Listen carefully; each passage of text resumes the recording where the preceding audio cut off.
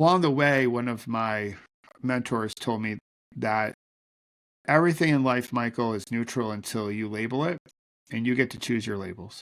Love that. And I I was labeling myself as a victim, and everyone validated that because he was like, "Listen, you are a victim. Like, look at you. Like, you're a mess." And I'm like, "Well, thank you for the honesty." But he goes, "But you can label this in a lot of different ways." And so when I talk about this whole concept that that day, July 11th, is my last bad day, it's this notion that if I could go to bed every night and I have people in my life who love me and I love them back, then I can't call the full day in a binary way a bad day. Welcome to the GenX Shift podcast, a show for Gen Xers who are navigating some pretty tough transitions and aren't sure how to move forward. I'm your host, Michelle Walter, proud Gen Xer, former lawyer turned entrepreneur, huge Jason Momoa fan, and margarita snob. And I've navigated a lot of transitions in my life, from losing my mom suddenly to a heart attack to starting my own business. But I often did it all on my own because I was too stubborn to ask for help. Now I'm on a mission to give actionable strategies to other Gen Xers so that they can find the confidence, courage, and clarity they need to make a shift. So let's rock and roll. Hey Gen Xers, welcome back to a really jam-packed episode this week. I'm sitting down with Michael O'Brien, who the dude does it all. He does so many things, and I kind of run through the litany of things that he does. And the reason that I wanted to have him on the podcast is that I actually heard him on another podcast, the Rich Roll podcast, and I'm going to link that podcast episode in the show notes. But as I was listening to his interview with Rich, I was so inspired and felt like we had a lot of similarities and overlap, and it turns out that we do, as we talk about in the show. And I wanted to bring him on to talk about a number of things, but most specifically to talk about how we can navigate physical transitions, particularly involuntary forced transitions, because Michael got in a really horrific bike accident about 17 years ago where he was hit by a car as he was training for a bike race in New Mexico. And so we talk about not only the impact of that accident on his life, his emotional and physical well-being, and on his family, but how he began to use mindfulness and breathing to help him heal through that journey and how he's still healing through it. This episode is really an invitation into, as Michael says, a way of life where we pause, breathe, and reflect. PBR, as he likes to call it. So if you're a Gen Xer who is in the midst of a physical transition, whether it's an accident, any other type of forced physical change, like maybe you've had a diagnosis or an illness or you're suffering from long COVID, this episode, I think, is really going to have a lot of big takeaways for you. I wanted to talk about Michael's transition from corporate world to being an entrepreneur as an executive coach and MBSR, mindfulness-based stress reduction teacher. We didn't have time, so I think I'm going to have him back for another episode.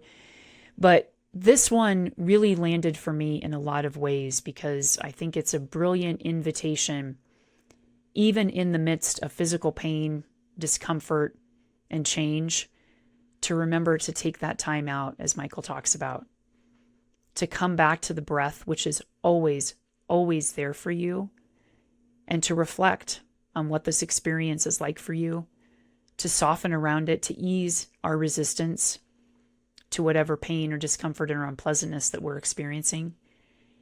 And also to remember to come back to our connection to ourselves and to each other. We talk a little bit about the childhood that Michael experienced in terms of how he was a very quick-tempered child, so was I, and how he started to feel shame around having that kind of quick temper. And consequently, like a lot of us, he learned to just kind of shut himself down, shut that temper down, and put, as he calls it, these rocks in his backpack. You know, all of those things throughout our childhood that we were taught weren't acceptable or appropriate. We learned to shut them down, to ignore them, and just kind of put these heavy rocks in our backpack that we carry around for all of our lives and damn, does that get heavy. So he talks about how we can learn to unpack those rocks to lighten that load on our journey, to learn to change the relationship with the self-worth issues that we might have had growing up, wondering, am I loved? Am I enough? Was I wanted? Was I accepted? So again, this is a jam-packed conversation that I hope you can take a lot of wisdom from, maybe even take some notes, because Michael has some great metaphors, some great quotes to live by. So sit back and enjoy this episode. And remember, if you need to pause, breathe, and reflect during it. And I'll catch you on the other side. All right. Thanks, Michael. It's so good to see you this morning. And I'm deeply grateful to you for carving out this time to be on the podcast. Oh, I'm so psyched for our conversation, Michelle. This is going to be a lot of fun. I love the whole concept of like shining a light on GenX. So I'm a proud Gen Xer. So I can't wait to get into it with you. And you have a lot to be proud of. I'm gonna share with folks how we hooked up in a minute, but I kind of wanted to go through your list of everything that you do, because dude, you're doing it all. Your company is Peloton Executive Coaching and Pause, Breathe, Reflect, which we're going to get into. You're an executive coach, an endurance athlete, creator of a meditation app, Pause, Breathe, Reflect. You have the Kintsugi podcast, which we'll also talk about. And you're doing the podcast circuit. I found out about you on the Rich Roll podcast, which was episode 824. I'm going to make sure and link that in the show notes. And I love Rich Roll, first of all. I've been with his podcast since the beginning. He's been a big part of why I'm on the journey that I'm on. So I feel like I owe him a debt of gratitude that he doesn't even know. And I feel like you felt the same way about him from the interview. But I was listening to your interview and your whole backstory, which is fascinating and has so many lessons and wisdom for Gen Xers trying to make a variety of different shifts. But when you started talking about the fact that you're a coach, I thought, okay, I'm going to look this dude up. And so I looked you up on LinkedIn, found out that we actually went to the same coaching school, the Institute for Professional Excellence in Coaching. So I was like, this was meant to be. Cool. Yeah. Meant to be yeah. Connected. Yeah. Yeah. Well, actually, I take that back. I didn't even notice that. You noticed it because I messaged you and was like, loved you on the podcast. And then you messaged back and you were the one that said, oh, we both went to IPEC. So I credit you for making that discovery. Well, I'll raise my hand as a LinkedIn stalker. So when people reach out to me, I do go to everyone's profile and be like, hey, because I'm sort of just curious. Like, I want to know about the person. And I try to scroll all the way through their profile. Although I'm not probably perfect at it, but like, who's perfect? And then I saw that you went to IPAC. I was like, oh, okay. Like, all right. So she's a cool chick. Like we can tell each other. But yeah. So you mentioned the podcast with Rich. You know, I've been blown away by the feedback from it. So very honored and obviously very grateful for Rich's generosity. And I'm glad you mentioned the podcast episode because I didn't know what it was. So I guess it's 824. So that's pretty good. But yeah, it was a cool experience. And what's really cool about it is that it brought us together. And so we can have this conversation today. And then we discovered, well, you discovered, I knew it from listening to the episode that we have so many other things in common, including mindfulness, meditation, cycling. I don't cycle so much anymore, but you still cycle. I mean, there's a lot of overlap. So I always just feel really grateful when I have these kind of what I call divine synchronicities that intervene in life and bring really cool, fascinating people into my life to better my life and everybody else that I know too. That's very cool. And we both are fans of mixed tapes. So yes, absolutely. One of the symbols of our generation. Are you on Spotify? Yes, I'm on Spotify. Yeah. So you know how Spotify at the end of the year does like your year in review and gives you little awards, you know, for your listening time. I actually, like, one of my call outs on Spotify last year was that I was like in the top 1% or 10% of people who create playlists on Spotify. Oh, so wow. I've like carried over my mixtape obsession into Spotify because I am constantly making playlists. I didn't know you could get a badge or like some type of award through Spotify. Yeah, I just look at it year in review, like who was my favorite artist, top five, favorite podcast, all that type of stuff. So, yeah. but I'm not. Although I do love the mixtape, I've made plenty of them in my lifetime, and I think I was pretty good, like back in the day when we had to do them.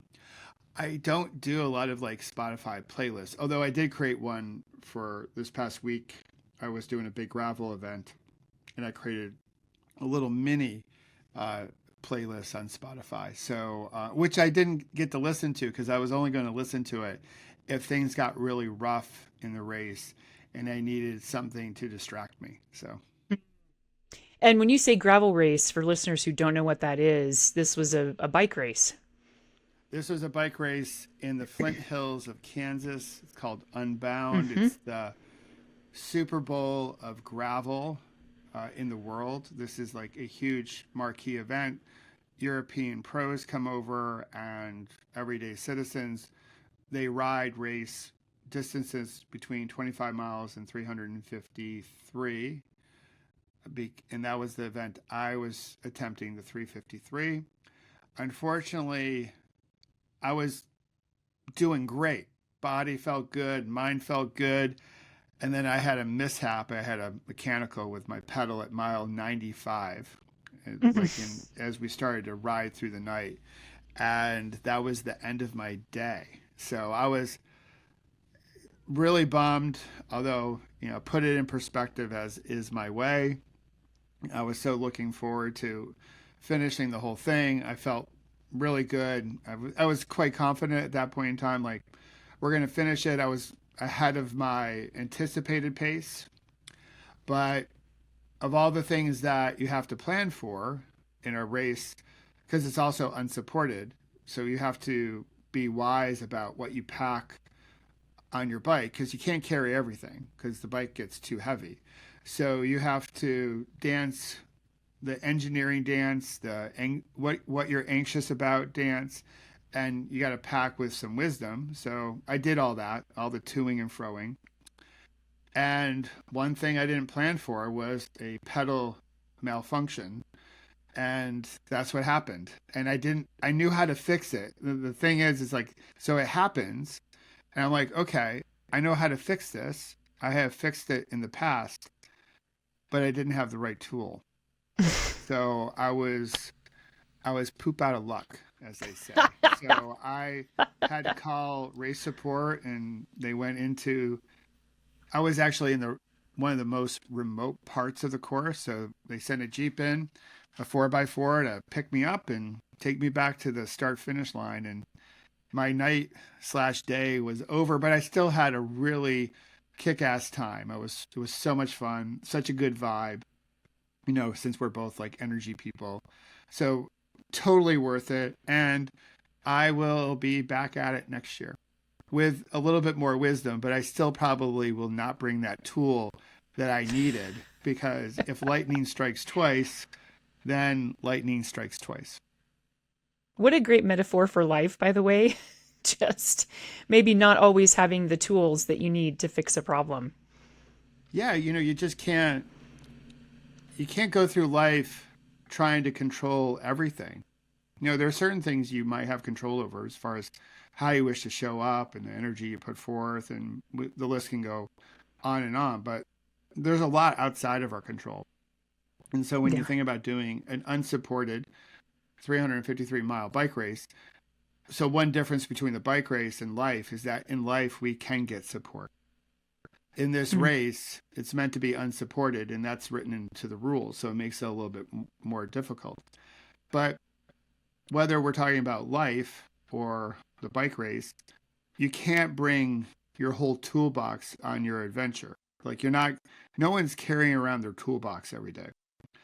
I like to think they're sort of carrying around a Swiss Army knife with the right tools for most moments.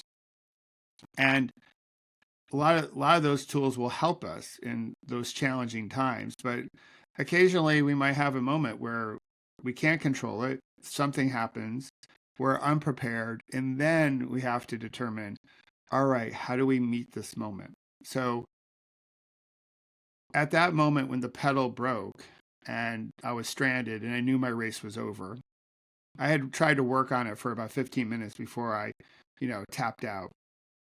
I could have easily gone into like this funk around, I can't believe this has happened. This sucks. All that training, all the money to fly out there, the hotel, the rental car, the food, like all of it, the embarrassment that I didn't finish. Like I could have like shot a whole bunch of what I would call second arrows, third arrows, and fourth arrows at myself, making the pain of DNF even worse. But I just decided, okay, we're going to soak it in. I'm bummed out. I'm disappointed. I'm going to feel that. I'm going to pause, breathe, reflect, which I know we'll get into here in a bit. And I'll try to think of things that I'm grateful for in this moment. Like, I was really grateful that the organizers had a Jeep, many Jeeps to pick up people like me, because if they didn't have anyone, I'd be walking many miles in the wilderness trying to get to the next town. So I tried to hold space for some of that good stuff and that sense of accomplishment that I put in all the training and I made it happen and I signed up and I got into it and I rode 95 really strong miles, and that's all worth celebrating. So I can cheer myself on for all that. And I can also be at the same time bummed out and disappointed and a little jelly that when I scroll Instagram, I see other people who did the event and they're showing their pictures of them finishing. And I look at that and I'm like, oh man, like I would have definitely finished before that dude. Like, and just like give myself grace for having one of those comparison moments where I was like really happy for him finishing, but at the same time, I also was a little jealous that I didn't get to have the same experience. It gets to be all of it. And It's that's, all of it. And that's the yep. thing about life. It's all of it. It's not just the good parts. It's all of it. It's the crummy, muddy moments. It's the high highs. It's all of it. And if we can step into all of it, then our relationship with life changes. And Mm, the great moments feel even more special.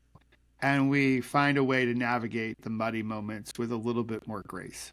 mm, brilliantly stated. Yeah. And I just missed you. I was in the Flint Hills area in Manhattan, Kansas last weekend. Or the weekend before last. So like a little over a week ago, staying with a friend of mine. And so I probably left to drive back just as you were starting your race. So that's a bummer. Yeah, at the time where I had my mishap, we were riding towards the outskirts of Manhattan, Kansas. And when I talk about outskirts in Kansas, that could be like 45 miles away. Yeah, So exactly. it's a big Exactly. state. There's a lot of openness there. Mm-hmm. Mm-hmm. It's not like, New York City and New Jersey and stuff like that. So, Mm-mm. but we were heading northeast at the time, and then we were going to drop south, and then actually we're heading northwest rather. So we're going to drop south and then east to come back into Emporia where the race began. Yep. Yep. Yep. No Kansas well, having lived in Nebraska just to the north. Beautiful area down there. The Flint Hills area is just gorgeous, and Oh, Manhattan is it's an so adorable little pretty. It's town. so So it yeah. was awesome. And like, Yeah. but It's really far. surprising. You're like, Yeah, no, this is Kansas? it's Kansas. There are a lot of cows, like a ton of cows, a lot of corn, a lot of And super fields, tornadoes. And and tornadoes. tornadoes. But Yep. it was really beautiful, and I rode through some pretty amazing gravel Mm-hmm. that I don't necessarily get here in New York Mm-hmm. and New Jersey. Mm-hmm. And but yeah, it was overall a great experience. Although I would have loved to have been like labeled as a finisher, but we're gonna sign back up and do it again next year. And Mm-hmm. this coming weekend, I have another cycling event slash race, and so we move on from here. Well, sports, outdoor activities are such a great metaphor for life. And I really appreciate the wisdom that you gained from this race, the space that you allowed for it to be everything, the muddiness, the joy, the gratitude, all of that in there.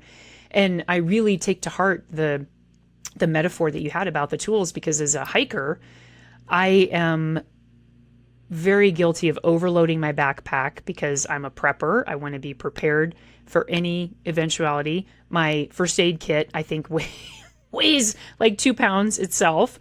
So there are people who are more minimalist hikers that have a much lighter backpack. Mine's kind of average range in terms of weight. And I look at them and I think, but you're not prepared for da da da da da da da. And 99.9% of the time, are you going to have to be prepared for da da da da da? So I really appreciate the lesson from all of that. So I want to, because there are so many amazing things that you said there, and I want to come back like to the second arrow, to being able to give space for everything. So I want to rewind the tape just a little bit though, to get into what life was like growing up for you, because you're an early Gen X. You were born early, like late 60s, so you're an older Gen Xer, so you were pretty conscious through the 70s and 80s. So I just want to see what childhood was like for you growing up, and get curious about how maybe some things that you learned or experienced in childhood may have influenced some of the things that we're going to talk about here today. So take us back in time a little bit and tell us about Gen X Michael growing up. Yeah, well, first off, I didn't know I was a Gen Xer. So it's like, we didn't know that at the time. It was no, we didn't like, we didn't get into all these labels back then. No. Like this whole like generational thing, and how do you lead different generations at work? I think that's a product of like maybe the late 90s, early aughts, where we try to put everyone in one basket. So, for me growing up, I grew up in upstate New York as an LPN nurse. She worked 11 p.m. to 7 a.m. My dad was in sales. Neither one of them went to college. My mom went to a nursing program, but wasn't a university. So growing up, like, the whole idea of going to college was not on our radar. So they didn't really talk to us about academic rigor. And my big thing was sports. So I thought, all right, well, if I can get really good at sports, I can get some attention from mainly like my dad, and a good part of it too, like Michelle, was my parents, when they got married. I was with my mom. Like, my mom was pregnant with me when they got married, and my dad is really Catholic. So they celebrated their 50th wedding anniversary in April, and I celebrated like my 50th birthday in September. Like, you do the math and you realize, okay, you were pregnant when you guys got married. And a question I had, mainly, I think, it started to pop up probably when I became a teenager. I started to do like the math, and then also too, like, you as a teenager, you start to learn about sex and sex ed, and you start doing the math. Like, you learn like it's 9 months and the whole thing. And I started doing the math. I'm like, oh my gosh, mom was pregnant when you guys got married. And I had this relationship with my dad that was mainly based on sports, and it wasn't necessarily like a huge emotional type of relationship as we think about parenting today, like non-reactive parenting and the whole thing. I had reactive parenting. Like, I can still remember like the thing that I shudder, I shiver, like remembering the sound of the kitchen drawer opening up. Like, if I did something wrong, like the spoon was coming out, like, so that type of stuff. They love me in their way, in the way they were raised, in the way they thought they were parents. But this question about, like, was I truly wanted, was this unanswered question for most of my life, because when I tried to bring it up, we never really wanted to have that conversation. And even the answer was, oh yeah, yeah. Like, they didn't want to talk about it. And in some ways, I didn't want to talk about it either, because I didn't really want to know the answer. I wanted to know the answer that I wanted to hear. That was like, oh, no, yeah. Hey, totally, we wanted you. I didn't want to like dive into it. So I thought, in order to be wanted, if I could excel at something, sports, I could feel, yeah, wanted. And so that was a lot of my life. So whatever the season was, that was the sport I was focused in on. And I loved music. So I would spend most of my time growing up in my bedroom lip syncing to uh, all the artists of the 70s and 80s. And it was karaoke solo before karaoke was a thing. And I was like, I am so good at this. Like I would spend a lot of time in my bedroom. If I wasn't, playing a game or being outside and stuff like that. And eventually I went to college after a lot of pushing my parents to allow me to go away for school. I went to school in Virginia. I really wanted to get far away from life there because it was hard. And from there, I went to DC, and that's where, I met my wife, and we had our first daughter. But so I'd say, like, we grew up as motel people. Like, we wouldn't travel very much. I never had a passport. We'd go to Toronto, Canada to see the Blue Jays play. They are my team. But we would go to New England, we'd go to Amish country, we'd go up to Maine, and we pulled up to our motel room. The first time I actually went to a proper hotel was when I was a professional after I graduated college. I went to my first Marriott. I was like, wow, this is so cool. There's an elevator, and it's just, there's like room service, and I was like, this is the life. Like, Your door I doesn't want face more. a highway. Like, Yeah, I was like, there's no in-ground pool in the front lawn of the motel. Like this is life. And I go, like, give me more of this. And then I talked to other people that were more worldly and had traveled, and they're like, oh, this Marriott, like, so so boring, so pedestrian. And they're talking about like the Hyatt or like the Hilton or the Four Seasons, and I'm like, what's all that about? So I sort of grew up in a time where I questioned whether or not I was wanted, although I did feel like a sense of love. It wasn't like my parents didn't love me. I think they loved me in the way that they could love me. And I thought success was getting after it and making money and getting success and getting fame because I idolize all the famous ball players. So getting all that stuff, I thought that was happiness. And this is the 80s, where greed is good, and the 90s and all that stuff. So that was my orientation when I came out of college. Like, I'm okay, we're going to graduate, we're going to get a gig, and we're going to make it happen and work your way up the corporate ladder because that's what you're supposed to do. And you're going to get a whole bunch of stuff. And once you get all that stuff, you will be happy, Michael. You'll make it. You'll be wanted. And that's what drove a lot of my behavior during those years. can I pause on that for just a second? Yeah. Again, I feel like we're like lost siblings at birth or something because there's just so much overlap because, and I don't think that we are, I think this is an experience shared by other Gen Xers too. That same with my parents. When I did the math, I was pretty young when I figured out that there was not 9 months between when my parents were married and I was born. There was like just a few months.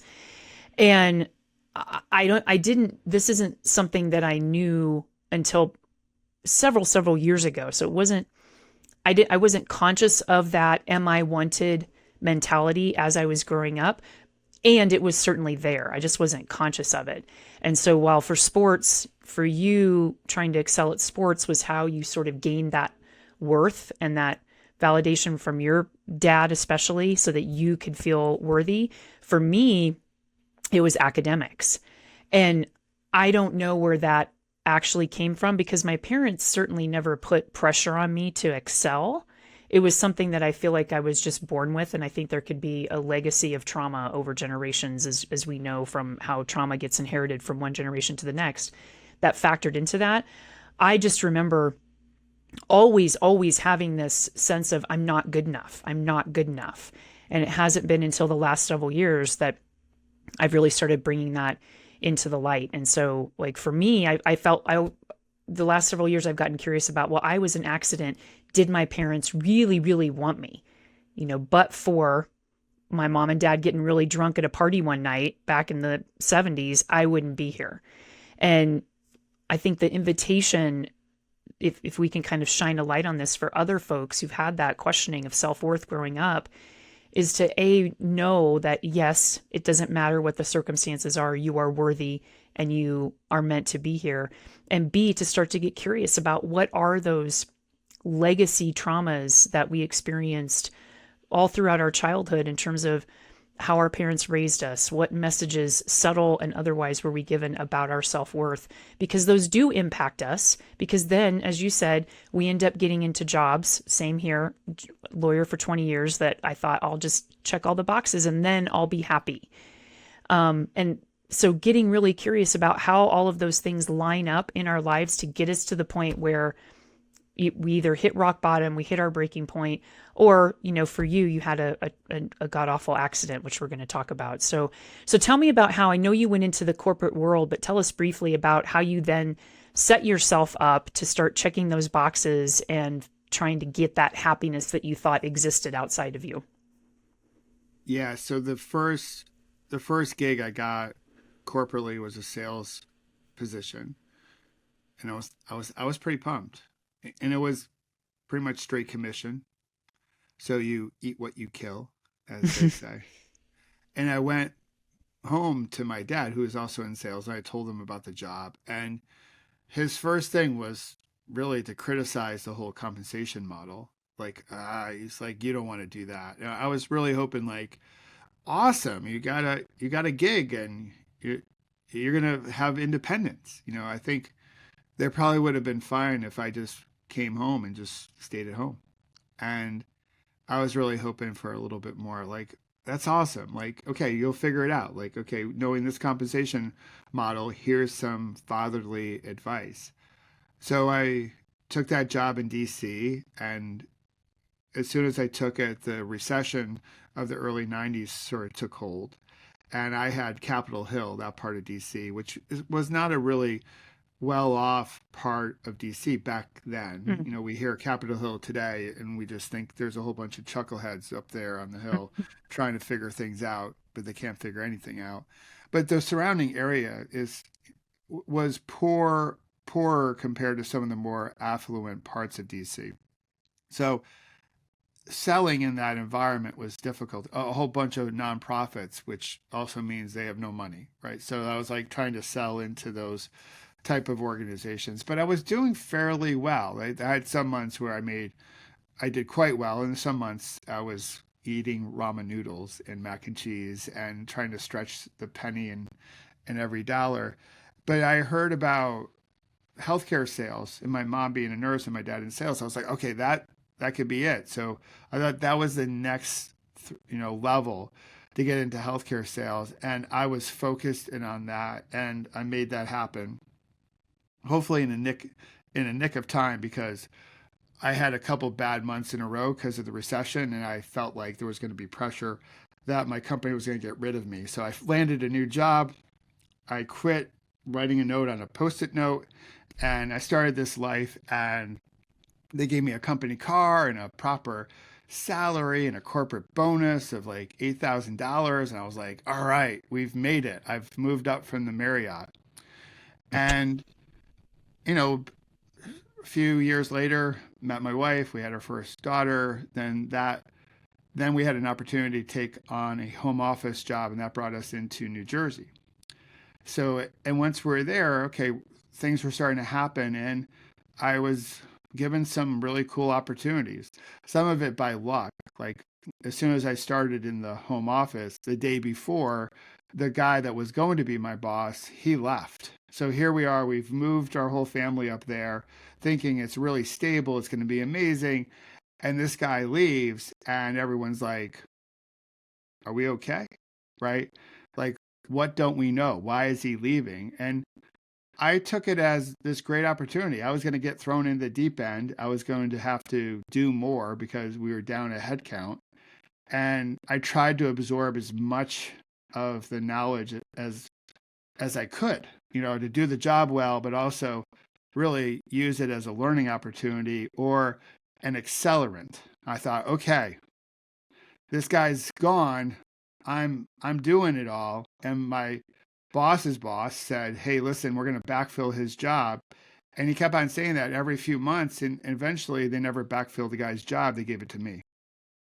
So now I've reached a pretty high level in the organization, higher than I thought coming out of college, and now making more money than I ever thought I'd make coming out of college.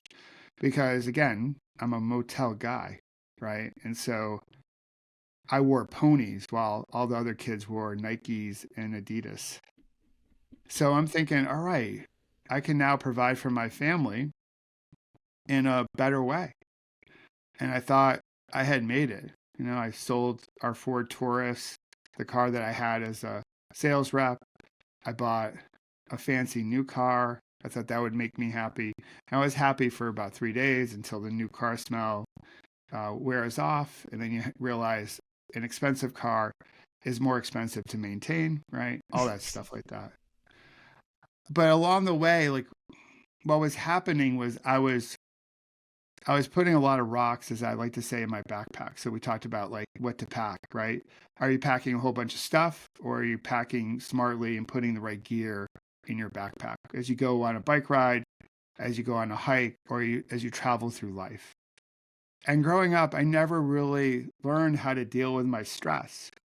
And I had a quick temper growing up, Stereotypically, it was like, oh, you have an Irish temper, Michael O'Brien. And when something would go wrong, I could lose my crap pretty easily. Until one day, my parents filmed one of my Little League games, and I got out, and I was throwing a fit. It was embarrassing. And they showed me this video almost as a way to shame me into stopping the behavior. And it worked. It actually worked like a charm because I saw myself behaving in this way, just crying and getting all red in the face and mad and all that jazz like that, and really allowing the whole situation to hijack me. And I saw that on our old home movies in our living room. And I was like, wow, that I never want to show up like that ever again. So what that did though was it didn't teach me how to manage my emotions better. What I decided to do is just bottle everything up. So from that point on, every time I had a moment where I felt emotion or irritation, frustration, anger, I just grabbed a rock and put it in my backpack and said, I'll deal with that later. And that's how I went through high school. Anytime there was a moment, every time I felt like an imposter or had self-doubt or, again, angry at the world for whatever reason, I'd pick up a rock and put it in my backpack. And at first it felt normal. It didn't feel heavy because it's like, okay, that's what you do. Because you don't want to be seen, Michael, the way you were seen in that home movie. Because that was embarrassing. And I did it through college and I did it through my early career. And so I just kept on like climbing the corporate ladder. But as you go higher, new level, next level, more rocks to pick up. And so the backpack's getting heavier and heavier. So like a lot of people, I can be an emotional eater. So I would first thing I would do coming home, I'd go into the chip drawer and grab a handful of chips, and maybe I'd have a second glass of wine, or, eat like when we go out for business dinners, like it's the last meal we're ever going to eat. Like corporate dinners are just obscene because we eat like 7,000 calories, like we're racing the Tour de France. And I would just continue to put rocks in my backpack. And now we're coming up to about 2001.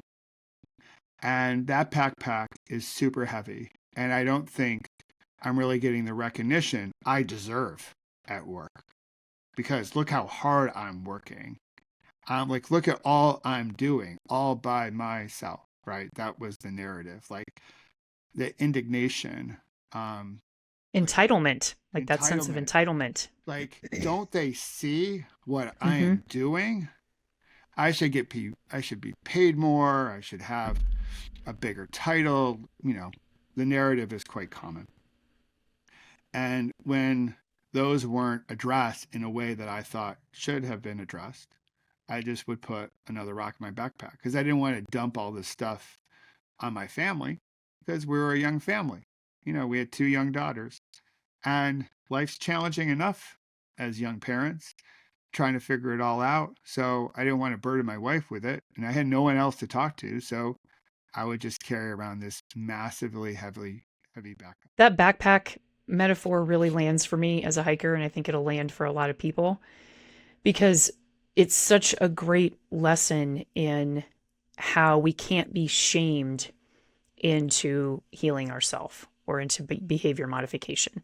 Because if there's shame around that, then we're just going to kind of swing to the opposite end of the spectrum. So you went from quick-tempered to I'm just going to shove all the rocks in my backpack.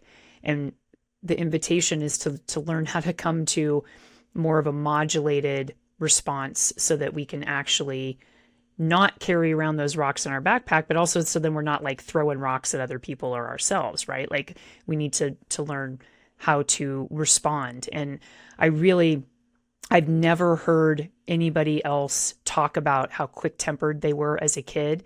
Because again, that you have so many parallels. That's me.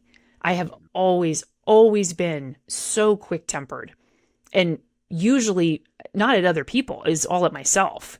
Like that, I used to play tennis like in junior high and yeah, mostly junior high. And if I screwed up a point, I was like the young female version of John McEnroe. Like I was pitching a fit and people were like, what the hell is wrong with you? Like, and where that comes from, like we could have a whole episode and investigation into how that happens. And unlike you, I was never, I never really decided to stop doing that. Like I felt shame over it and I still did it. And it's been my constant work. I still have a quick temper about things that and hence why I meditate, and I'm imagining why you meditate too, which we're going to get into. So I really appreciate you sharing all of that because I think that's again, going to be something folks relate to about how we get conditioned growing up to just shove the rocks in the backpack and not understand the impact that's having on us over time. So at that time, as you were sort of working your way up that corporate ladder, were you cycling then? I was cycling a little bit, although I did have an affair with running. I thought this conversation was going to go in a whole nother direction there for a second. I'm like, we can talk about that. That's okay. No. Married 30 years. Awesome partner and my wife. So I did running because it was a much more efficient workout. Like I could run for 20 minutes because we're tight on time with 2 young girls, and I had a pretty demanding career. And I'll continue this, but I did want to, like, if I could, Michelle, just go back to what we're talking about.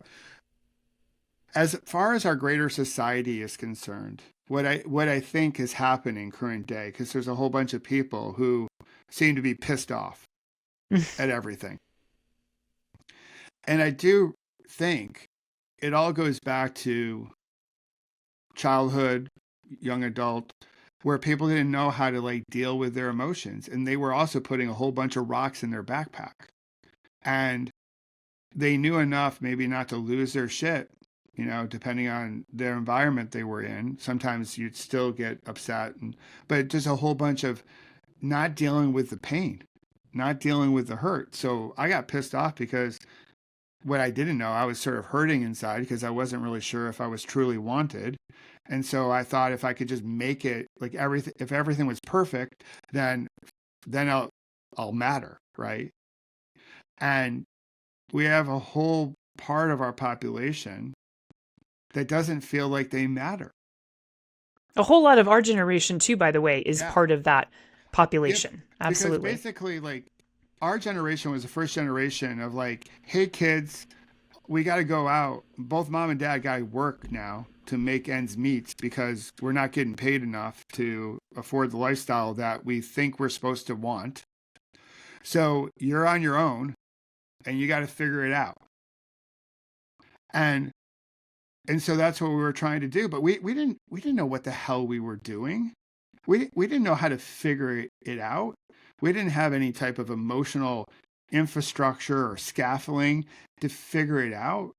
Like, imagine our generation if we had social media back then. Like, what a shit show that would have been. Because we were trying to. It's already a crap fest right now. But like Mm-hmm. back then, if like because we know a little bit more about parenting now, although we're still working on this craft and working towards mastery, but back then it was like, oh yeah, here's the key, let yourself in and make some mac and cheese Mm-hmm. and have some Fruit Loops and a can of Tab. Like, that's a good dinner. Like, Yeah. And make sure the so house is cleaned up by the time mom and dad get home. So yeah. yeah, and mom and dad are exhausted because they're working all, and so there's not a ton of like sort of quality time or quantity time or Mm-hmm. however you want to look at it. So there's a whole bunch of stuff that we just didn't know how to process. And so you get to a point, and you go through your life and you think, okay, well, this company is going to, the company that my dad worked at, or just the way of life in our particular town, or just the way things are. Well, this is just how it's going to be. And then all of a sudden you get into your 40s or 50s and the whole world gets tipped upside down, and someone gives you permission to be angry as you want to be. It's all about downloading all your pain. Mm-hmm. And, I'm not saying that the behavior is really the best behavior that we can, it's not thoughtful behavior, it's not mindful behavior, but I do have some appreciation for the pain that marginalized voices have in this country, and people who have gone through pretty radical change and never knew how to deal with their emotions. And now they come to current day and they just don't know how to like have a conversation and deal with what they need to deal with and do some of the inner work. Like I have a lot of empathy towards, and with folks that are going through a lot, because Mm-hmm.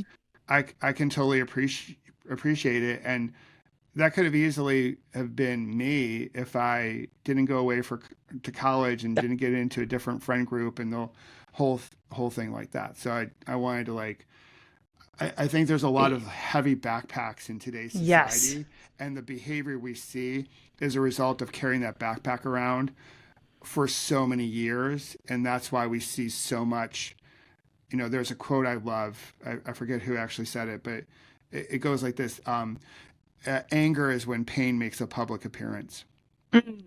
And so I think we see a lot of anger, and it's just basically a lot of pain from carrying that damn backpack around for so long.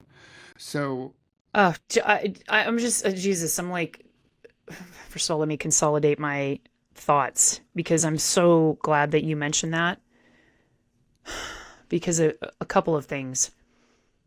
First of all, I agree with you, and this is not an easy pill for a lot of people to swallow, and that's okay. We're not saying you need to swallow this pill, but I, like you, have a lot of empathy and compassion for both people who have been and are being marginalized, and the people who are doing the marginalizing.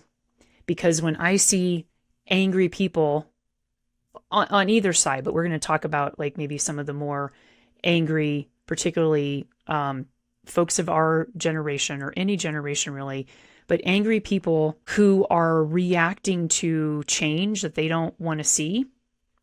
There's so much that I see below the surface level of that anger.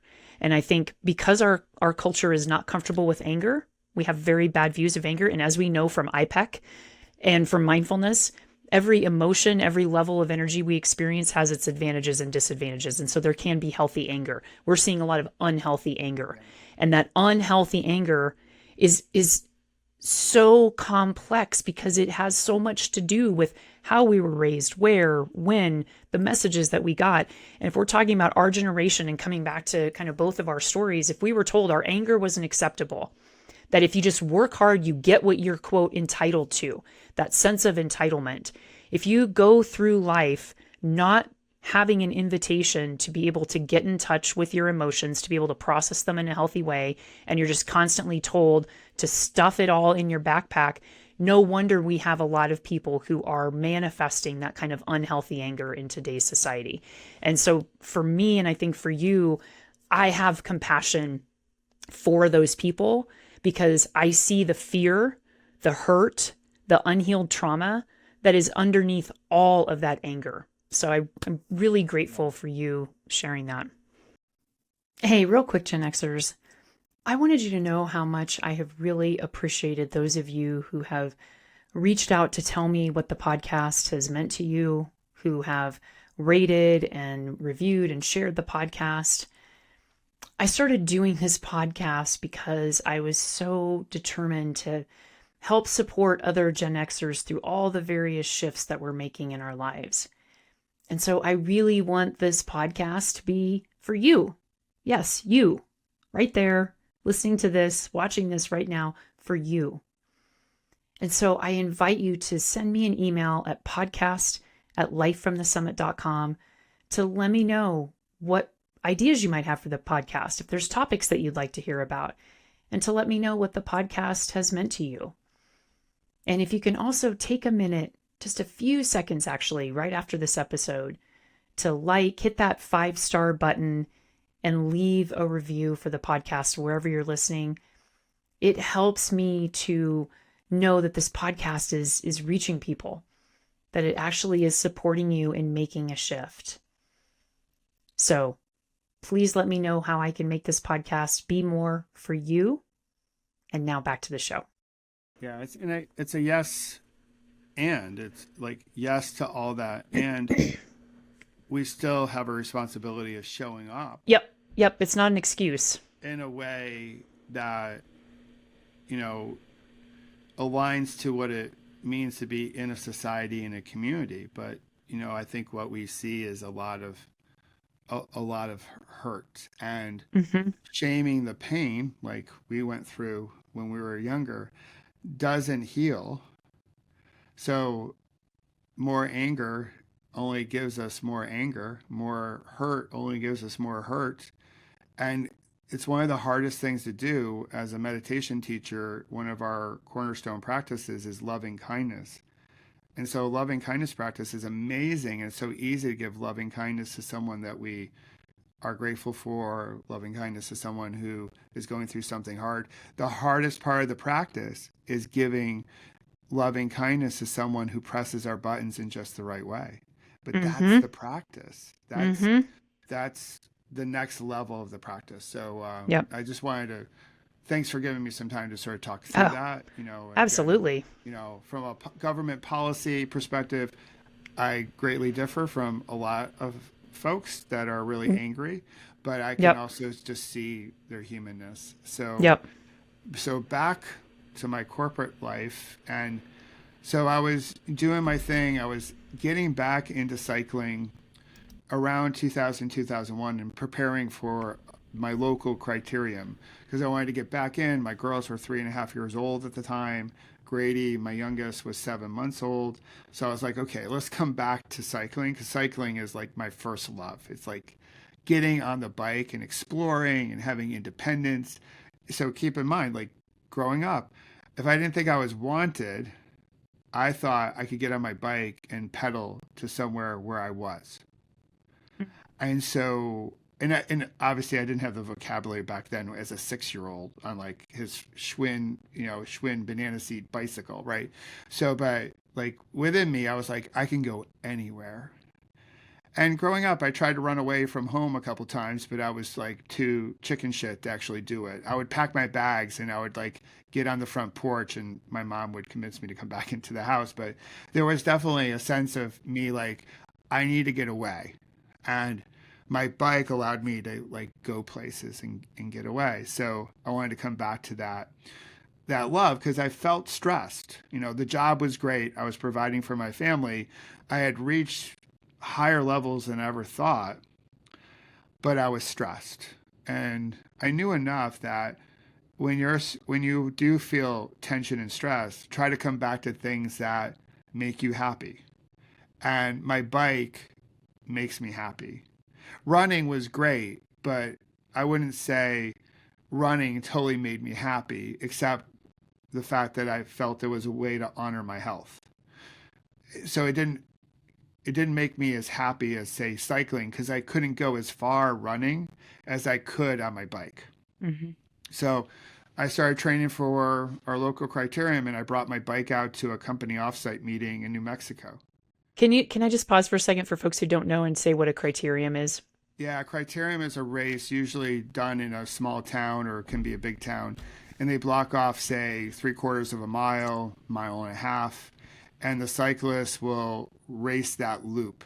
Shorter races, maybe 10 times, longer races, it could be 30 times. And so they're usually pretty fast.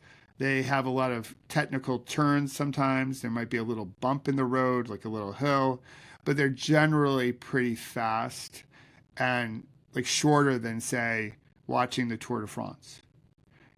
They can be done in an hour. So they're really good races. And there's a lot of like American qualities to them because they're quick.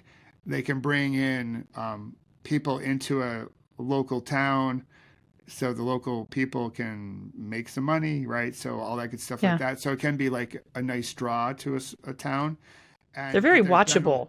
yeah, Yeah. very watchable. It's sort of it's one could probably argue that the velodrome, the track, is the NASCAR of cycling, Yeah. but not too many people know about a track velodrome in cycling. Hmm. But so I would say a criterium is probably think of it as like an F1 race. Hmm. F1 cars are doing laps over a course of X like length. So that's what a criterium is. So it Yeah. tends to be like super fast. There's usually a great sprint finish. There's usually a few more crashes, and Americans love crashes. Yeah. Yeah. Yeah. If you get So a chance, they call them a crit too. So if you get a yeah, chance, if your town yeah. has one, to go watch, they're a lot of fun. So It's a lot of thanks for fun. explaining that. There's like good music. It's a really good vibe. Hmm. They aren't my favorite type of race. I'm a Hmm. little bit more of like a road race kind of fellow, Let's but go yeah, somewhere. Yeah. yeah. So I would get bored just doing the same loop over and Hmm. over again. But they're still great, and I wish more towns would actually put them on because cycling can bring a lot of great like commerce and a lot of great attention to a particular town. Hmm. So I was training for this criterium that's a couple towns over from where I live today, and I was getting ready, and so we were having this offsite meeting in New Mexico, which was going to be was in July, and so my first like word of caution was, why are we going to New Mexico in July? Like it seems rather hot. It doesn't seem like the destination you would go, and we weren't going to like Santa Fe. Like when you think about New Mexico, where do you think about going? Taos, Santa Fe. Like we went in between Albuquerque and Santa Fe. We were going into the middle of nowhere, and everyone was like, "Why? What are we doing? Like, why are we going here?" And everyone concluded, although I don't think there has been any facts to back this up, that we got a great deal because the property was new, and we took the cheapo way out. It was like the motel version, although it was a proper re, new resort with a golf club and the whole thing, the golf course. So I brought my bike out and I was going to do some training before my meeting. And on the morning of July 11th, that's when I had my famous last bad day accident when a Ford Explorer crossed the center line of the road and hit me head on as I was training. The truck was going about 40 miles an hour based on what the police estimate, based on the skid marks. And I remember everything of that morning, like the sound of me hitting his grill, the sound I made when I went in and through the windshield, the sound I made when I came back out through the windshield as he slammed on the brakes, the screech of the brakes. And then I still can remember the sound of me going, oh, like when I hit the asphalt below. And that knocked me unconscious. And when I regained consciousness, I was surrounded by EMTs, the state trooper was there, the county police, ambulance, fire. It was a scene. As the kids would say, it was a vibe, but not in the way you want a vibe, right? And Um, and they basically told me, like, we've called the medevac, they called the helicopter. At that point in time in my life, I was a very nervous flyer and I had never been on a helicopter. So here I was, like, in the worst pain of my life, Michelle. Just the thought of moving was like so painful. The body was going into protect mode. They gave me a morphine drip, which was really not working at all. And I was trying to talk them out of putting me on a helicopter because I was terrified of going on the helicopter. And they're like, no, we really need to get you to the hospital. We're too far away from Albuquerque. They had to take me to the only trauma one center in the state, which was at the University of New Mexico in Albuquerque. And I just remember waiting for that helicopter. It took 19 minutes to fly from Albuquerque to the accident site and then 19 minutes back. And I just remember, I'm like, this is not how it's supposed to go. Like, this is not part of the script. Like, I was doing everything right. I was next leveling it. I was making things happen. I was getting my stuff. We had a happy life. We had a young family. I had a good career. I'm a good person. Like, these things don't happen to me. They happen to other people. Like, other people where I tell them, you're in my thoughts and prayers. Like, this, it felt surreal. Like, this is not happening. And to add a little crazy to the whole story, even more crazy than it is, I I distinctively remember being worried about what my colleagues were going to say about me because I was going to be late for the meeting. So here God. I am. I know I'm fighting for my life. Like, you could feel it. It was really eerily quiet. You could tell by the expression and the energy of the EMTs. They were they were desperately worried for my health. I later learned that the state trooper got called in only because he was told that this guy's not going to make it. In the state of New Mexico, only state troopers can pronounce people dead at the scene of an accident. So everyone was betting against me living. And here at the same time, I'm like, I wonder what my colleagues will say about me because I'm not going to be at the meeting. Like, they're going to judge me. And at that moment, I was like, what are you What doing? the? Like, yeah, yeah, it was a little bit Isn't of that? a WTF moment for me. Yeah, like no, seriously, what the fuck? Like we Yeah, cuss on this podcast all you want. yeah, That is so fascinating to me that in that moment your brain was kicking into like a crisis management mode of what are they going to think of me if I'm late and I'm not this isn't supposed to happen to me. In that moment, even when all of those thoughts are flying through your head, did you fear that you were going to die? oh, totally. I was largely based on the energy of everyone around me. Like, I I could see it in their face. I could hear Mm-hmm. it in how they were talking to me, and I was like, wow, we're like, and I also could just feel it in my body. Like, you are messed up. Like, this is not good. Everyone around you is validating how not good this is. They're flying you on a helicopter. You like, not good. Like, all the signs, Michelle, were like, not good, not good, not good, not good. And I just remember trying to will myself not to fall asleep. That was sort of my language. It Mm-hmm. wasn't, don't lose consciousness. It's like, stay awake, Michael, stay awake, stay awake. Mm-hmm. Because I thought if I lost consciousness or if I fell asleep, as I was saying to myself at the time, I would never wake up again. So I was, I did that little, when you get tired, sometimes you do the head bob a lot of times on airplanes, right? Mm-hmm. So I did a couple of those. I was like, okay, snap out, snap into it, like, stay awake. And when they put me on the helicopter, my focal point was my flight nurse. I did not take my eyes off of her for the whole 19 minutes. Now, I was in a backboard and a neck brace, so I really couldn't move my eyes around, but like, she was like, I lasered into her and I'm like, you're gonna get me, you're gonna get me to the hospital. Like, we're gonna like, and they landed on the roof of the University of New Mexico, down the elevator. I went right into the trauma center, trauma room, 25 people waiting for me. It was like a scene out of ER, like, which was like our Grey's Anatomy for Gen Xers. Yep. I've Like, been rewatching ER lately, so yeah. and um, they got me hooked up on IVs and met my orthopedic surgeon. So keep in mind, I'm still conscious and I'm still trying to communicate, although I'm not communicating very well. And I met my surgeon. I remember like them taking some x-rays because they really wanted to get the extent of my injuries. And then once the anesthesiologist got a hold of me, I don't remember anything for about 4 or 5 days. Mm-hmm.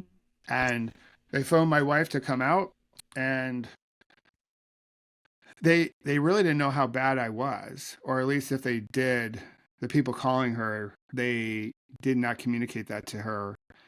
And because she asked, like, well, how long should I pack for? And they said probably a few weeks. And at first, when they first called, they said I had broken both of my legs, which I did. And she thought, okay, well, he's been in other crashes before. Why don't you just mend him up and send him back home?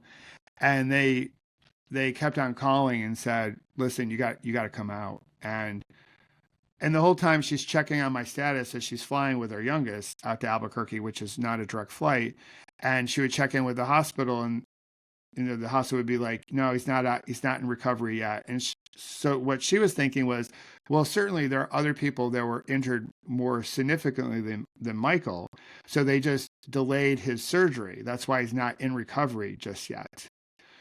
She had not realized that the whole time I was in the OR, I was in the trauma room. And when she got to the hospital, and I'm still in the trauma room, she demanded, like, I don't care who comes out of that room next. I want to know what the hell is happening with my husband. And that's when the vascular surgeon came out and said, your husband's been in a very bad accident. We did the best we could. The next 72 hours are going to be essential or critical, they said. How long were you in surgery?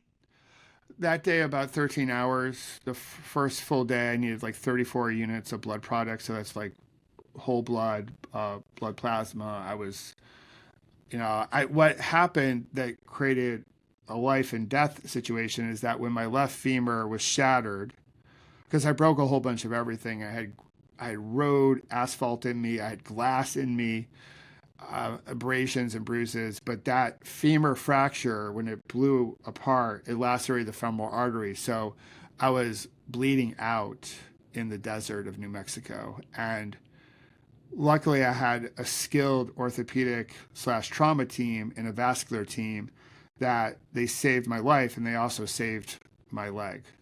Mm-hmm. Because you went through, am I understanding correctly, you went through the front windshield, out the back windshield, and over like the back of the, is that what happened? I went into the front windshield, broke a hole into it. And then once he stomped on his brakes, then that force pushed me back out the front. Ah, gotcha. Okay. Yeah. Yep. So, but I blew a hole through the front windshield, which, for those that know anything about windshields, like breaking a hole through a modern day windshield is not easy to do. You got to hit that thing with a lot of force. And no bike helmet is really designed for that, right? So what were your head injuries like? Well, so it's 2001. So in terms of concussion protocol, we weren't as smart back then as we are today, right? Mm-hmm. So my helmet was destroyed. So without a helmet, there's no way I'm making it, past the initial impact. So the helmet definitely saved my life because I had bruising all through my forehead and stuff like that. I clearly had a concussion. The more we learn about concussions through the NFL and other sports, the symptoms I was experiencing initially in my recovery were very much like a concussion. So because I couldn't focus on anything. I would joke I was a Us magazine reader, not a People magazine reader, because the People articles were much too long. I just needed to know who wore it best, and celebrities stars are just like us. I could just look at photos, and even a few pages of Us magazine, I would be out for the count. That would just exhaust me. So so I definitely had a concussion, although I had so many other injuries. They really spent most of the time focusing in on my orthopedic and vascular and also nerve. Like I had damage to a lot of my nerves, and I still deal with a lot of that even today. So that accident took a brief second to happen, just one moment, but it's left me with chronic conditions that no one really knows if they just see me out on a bike ride or they see me doing a talk at a company. I look pretty normal as I can look, but I go through the aftermath of my accident every day. Like I'm dealing with something related to it. Would you be comfortable sharing some of the after effects that you still deal with?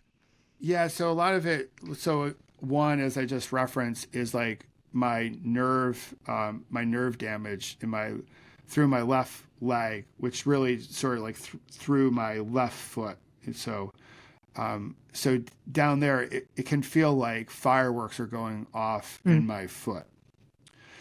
I also have a dropped toe of my left foot. So I have to be really mindful when I'm walking to have the proper dorsal flexion. So I'm Mm. constantly working on that even to this day. Like I have a whole routine each morning just to continue to like work that scar tissue out, and just make sure that I'm flexing my foot, because if I don't flex my foot and I hit a sidewalk the right way, I can go, ass over tea kettle and just, Mm. lose it. But even yesterday, I had a bike ride, a little slow recovery ride from my big event. And I could feel like the nerve endings just firing through the whole foot. And it's sort of like fireworks going off. And so I had a lot of that much more significantly back when I returned to my corporate life. I would be in a conference room, I'd be at a board of directors meeting, and I would have to make a presentation. And all of a sudden, my nerve endings would just start firing. And I had to learn how not to wince when they would come up. Instead of like fighting the pain, I had to find a way, thankfully through mindfulness, how to sit with it and just sort of dance with the pain. Hmm. So that's something that I have to deal with. I've gotten a skin infection called cellulitis a few Hmm. times because everything on the left leg, if I have an injury there or cut, it's slower to heal because of the blood flow issue after they did the arterial bypass. So I have some of that that I deal with, and I some other odds and ends that I just chronically have that are part of my normal. But when you look at me, say with like clothes on and stuff like that, or hear that I'm trying to do a 350-mile bike ride, people are like, "Oh yeah, he's pretty normal. Like he's all good." But I'm dealing with stuff, yeah, almost every day. Yeah, I appreciate you sharing that. And this is one of the things I hope that folks can take from this episode. And I want to get into your healing and continued healing through that because how old were you when this happened, by the way? 33. 33. Okay. So like 17-ish years ago, you were a pretty normal guy living a normal life, climbing the corporate ladder, doing your fun endurance events. And a moment happens that involuntarily changes your physical and mental and emotional well-being for the rest of your life. And And I everyone know that around me there too, Michelle. everyone around you, Yeah. absolutely, your family, and I want to talk a little bit about that too. And I have several friends now who haven't been in an accident, but who are suffering from extreme long COVID Yeah. symptoms, who have been diagnosed with autoimmune diseases or cancer. So many people have these moments where we are involuntarily forced into a physical and mental and emotional shift in our lives. And so I want you to, as somebody who at the time you weren't meditating, right? You hadn't really been on the kind of growth journey that you've been on I thought it now. was for wussies. Yeah, right, totally, right? Like, I was like, yeah. So walk like, us through that. Like, yeah, how did you begin to, once you were forced to make that involuntary shift, what did you walk us through what that looked like for you? yeah, the point you made as far as like the moment and your friends are going through things and just people, there is a influx of really great humans coming to support you in those moments. How you doing? What do you need? What can I do for you? How's your wife? How are your kids? What do you need? All that stuff. And it's like a whole big bolus of that type of attention. And it's welcomed, and it's also overwhelming. And then it disappears. Yeah. And I think that's Yeah. one thing I want to share with people is like Yep. the initial phase of like, oh, you had something happen to you. You get a diagnosis, you have an accident like mine. So many people will be like, what do you need right away in the first few weeks? And then people move on. And it's not to judge other people. I've done this in my life as well. We just move on to the next thing. And then the person that went through what they've gone through, like my accident, now you feel a little bit more alone because you gotta deal with this by yourself. Like all that support was in the first couple of weeks, and there's so much support. You really want to say, can we gate this out a little bit? Can we pulse Like spread it out. like Yeah. you have 100 people, let's just say for this exercise, you have 100 people all coming to you at once looking to help, but there may not be 100 things to do, but there's certainly 100 things to do over the next year or the next 2 years. And a big part of me was like, I don't need your help right now, but I know I'm going to need your help maybe 10 years from now or 5 years from now or 10 months from now. And so that was another aspect of the recovery that I was not prepared for. So the whole thing about mindfulness, yeah, I thought it was, I don't know if we called it woo-woo back in 2001. Today we call it, is in some circles still, like meditation and mindfulness is a bit woo-wee and too spiritual, and people talk about crystals and moon rocks and the whole thing, right? So for an executive crowd, they're like, I ain't going there. I'm not, like Buddhism and Sanskrit and like that new language and like, what's that all about? Like, and so it's unknown, so it's so easy to judge it. And I did the same thing back in 2001. But I knew this, that when things got intense in any of my sporting games, what the coach would do would be to call a timeout. So you go to the pitcher's mound, you take a timeout on a basketball court, football field, you name it. You call a timeout, and what happens in a timeout? Players huddle up, they towel off, they pause the game. They don't stop the game, they just pause the game. They take a breath, they catch their breath, and then in the moment of reflection, they draw up the next play. Here's what we're going to do when we go back on the field. We're going to be really intentional about how we're going to do that. And it slows everything down, because when things get overwhelming in a game, everything seems to be going super, super fast. And at the time, everything was going super, super fast with my recovery. And I felt overwhelmed because a whole bunch of people were telling me a whole bunch of things that I needed to do in order to get out of the hospital and get back up on my feet and all that. Like, you should go here. You should try this. You should eat this, not that. You should like do this. And I was like, oh my gosh, like I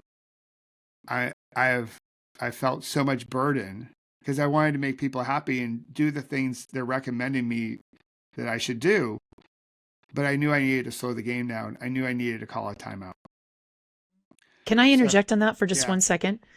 Because I want to kind of pull together a couple things that you said for folks who are following to sort of guide them through a process that they can use too to help themselves if they have suffered this kind of involuntary physical shift.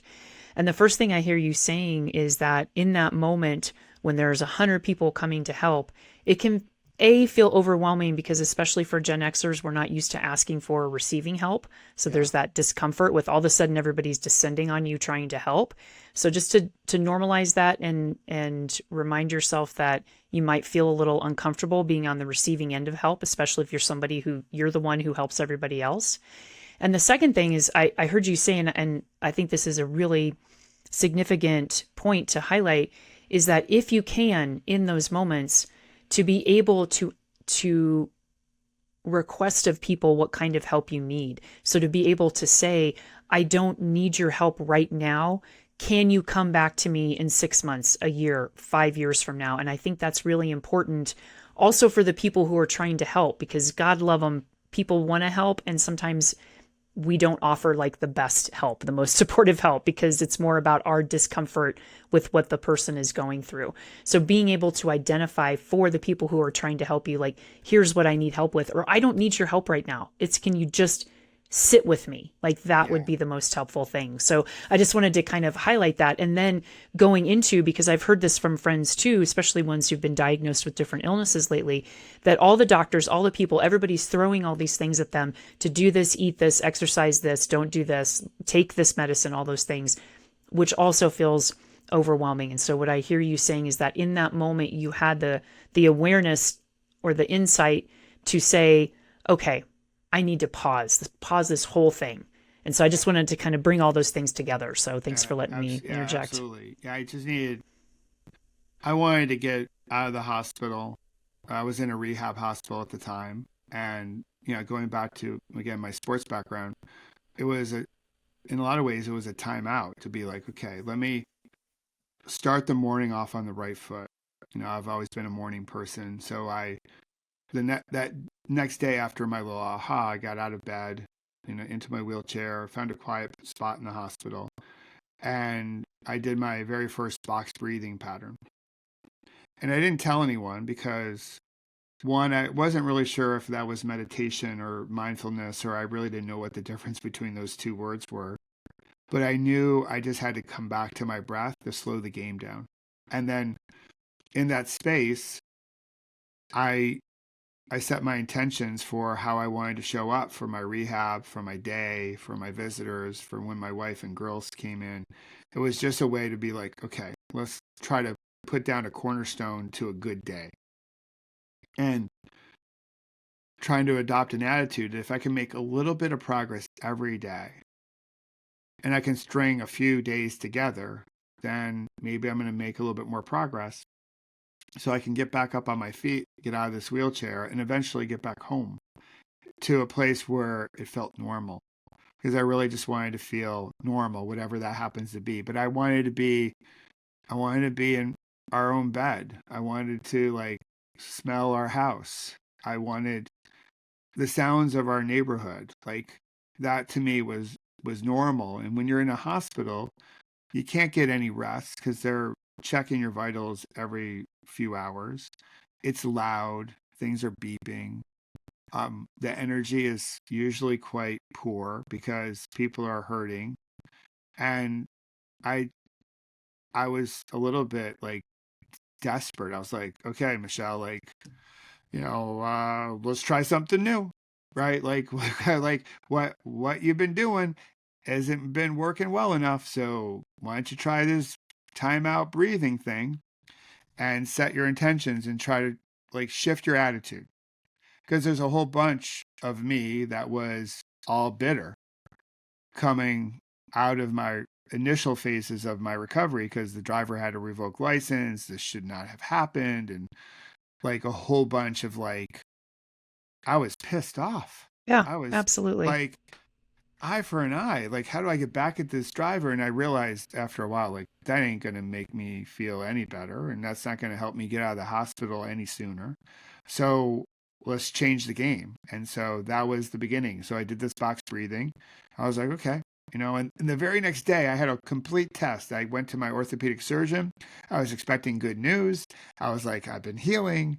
And he was like, nope, you're still not healed. Like more time in the wheelchair, more time in the hospital. And it was that bad moment piece of it. And I was like, okay, well, all right. And I just decided that I was just going to do this every morning. It became my morning routine before morning routines were a thing. Like, and so I just kept at it. And along the way, one of my mentors told me that everything in life, Michael, is neutral until you label it, and you get to choose your labels. Love that. And I I was labeling myself as a victim, and everyone validated that because like he was like, "Listen, you are a victim. Like, look at you. Like, you're a mess." And I'm like, "Well, thank you for the honesty." But he goes, "But you can label this in a lot of different ways." And so when I talk about this whole concept that that day, July 11th, is my last bad day, a lot of folks at first will be like, "Oh, is that like positivity, like plus or whatever?"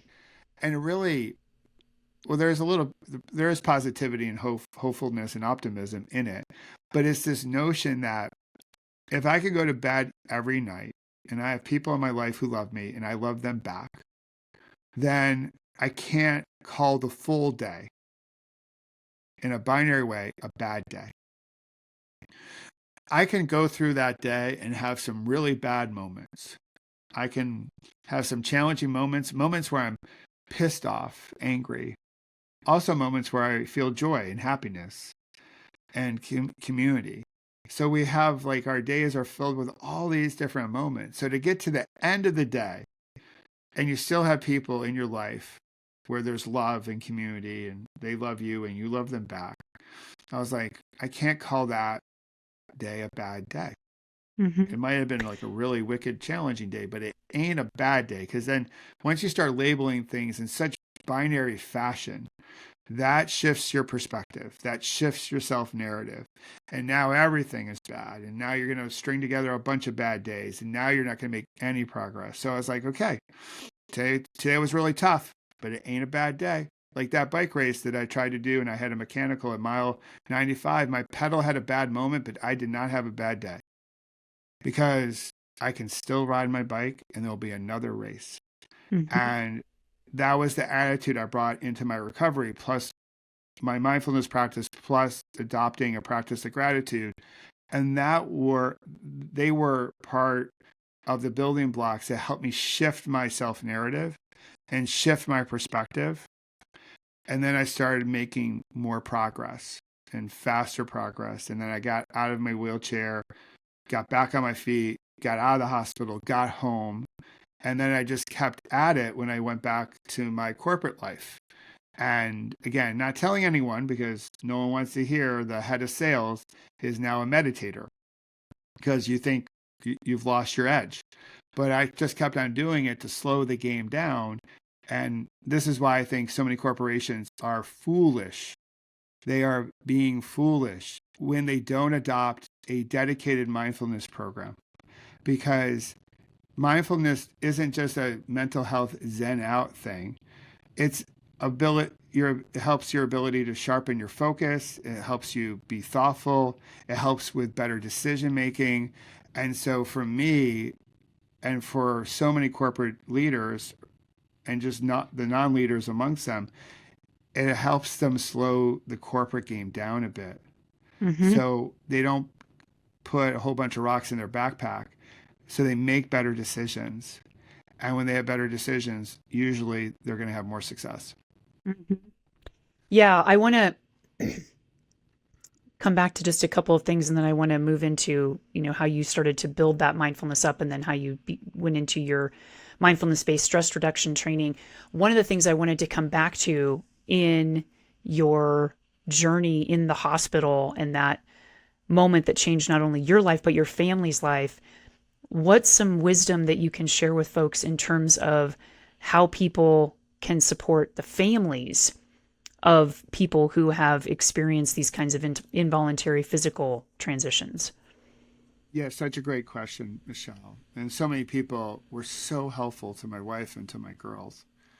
And some of it was, hey, what can we do to help? Like shopping, meals, that type of stuff where you have so much to think about when you're trying to care for a loved one. Any type of help that can help remove some decisions like, mom, what's for dinner? Like a simple question that gets asked countless times each and every day across the world. What's for dinner? Right? And sometimes you get to that part of the day, like what's for dinner? I don't know what's for dinner. I don't even know which end is up. And for someone to come in and provide dinner or provide a meal, it takes one decision away from the person dealing with all this. So like help that looks like this. Help to be, I don't know what to say, but I'm here. Just as you mentioned earlier, Michelle, just like being with them. The school was supportive, right? So they were in preschool, nursery school at the time. So the school knew to just, you know, care for Elle. You know, it was really funny. Elle did she's our oldest, because Grady was really at home with my wife. So during a show and tell or a moment at nursery school, my daughter said, "My dad's in rehab." So this is 2001, right? So our attitude about rehab, given our crisis with addiction in this country, has changed, thankfully. But back then, you know, like you didn't really hear people talk about that openly. And so the teacher was like, "That's great, honey. Like, so great that your dad's getting the support you need." And then they went to my wife and they said, "We hear your husband is checked into rehab. And I think it's so great that he's getting help." And my wife was like, "No, physical rehab. He said that he was involved in a bad accident." So you had like, you know, her teachers there that were supportive, but there's so many decisions and there's so much uncertainty that goes along with things that happen to me or happen for me and other Mm-hmm. diagnoses that people deal with. If you can do something that can relieve someone from making another decision and just offering that help, so that decision fatigue help, I think that can be really wonderful. And I think people would be really grateful for it. And talk to me as a spouse, a partner, and as a father. How do you co-heal the family unit? Because you've been physically injured. The family has been emotionally, mentally injured. Everybody's experiencing pain. How do you begin to create the space so that you can do your physical, emotional, mental well-being healing, and so the family can do the healing that they need to do too? Because oftentimes what I see is that the person who's been injured or gotten diagnosed doesn't want to feel like a burden. They likely feel like they have a lot of responsibility to be positive, not, impose on other people. And also, there can be challenges in having conversations with the kids or with the partner about how awful things are for you, how awful things are for the partner and the kids. So there's a lot of co-healing that has to take place in that family unit. Do you have any insights about how folks can start to do that for themselves and their families? Yeah, I would start like as as early as possible, sort of talking about how do we want to navigate this as a family. Is something that we didn't know to do back then in Mm-mm. 2001. There weren't podcast ads for BetterHelp. Like Mm-mm. we didn't have that. There was no social media back then. So there are definitely times where I felt like I was a burden. There are many times, Michelle, where I felt like it would have been better if I died that day, Mm-mm.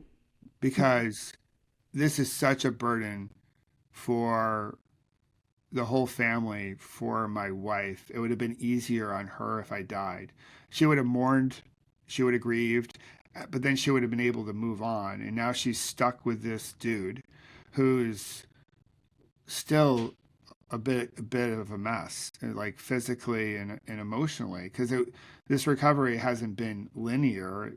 Like we had great leaps forward, but we've had some steps back. So definitely I felt that burden of like, man, it would have been easier if I just died that day. And but you find a way through that moment. You talk about it, and we had moments where we could talk openly about like what was going on, and for us as a couple.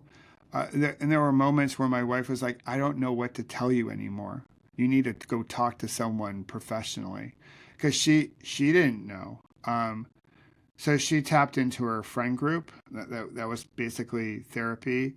I tapped into some people I knew, and we still had each other. And then we tried to create as safe, as nurturing, as healing of an environment for our girls. Our youngest, Grady, doesn't really remember much, consciously remember all the stuff that went on because she was so young.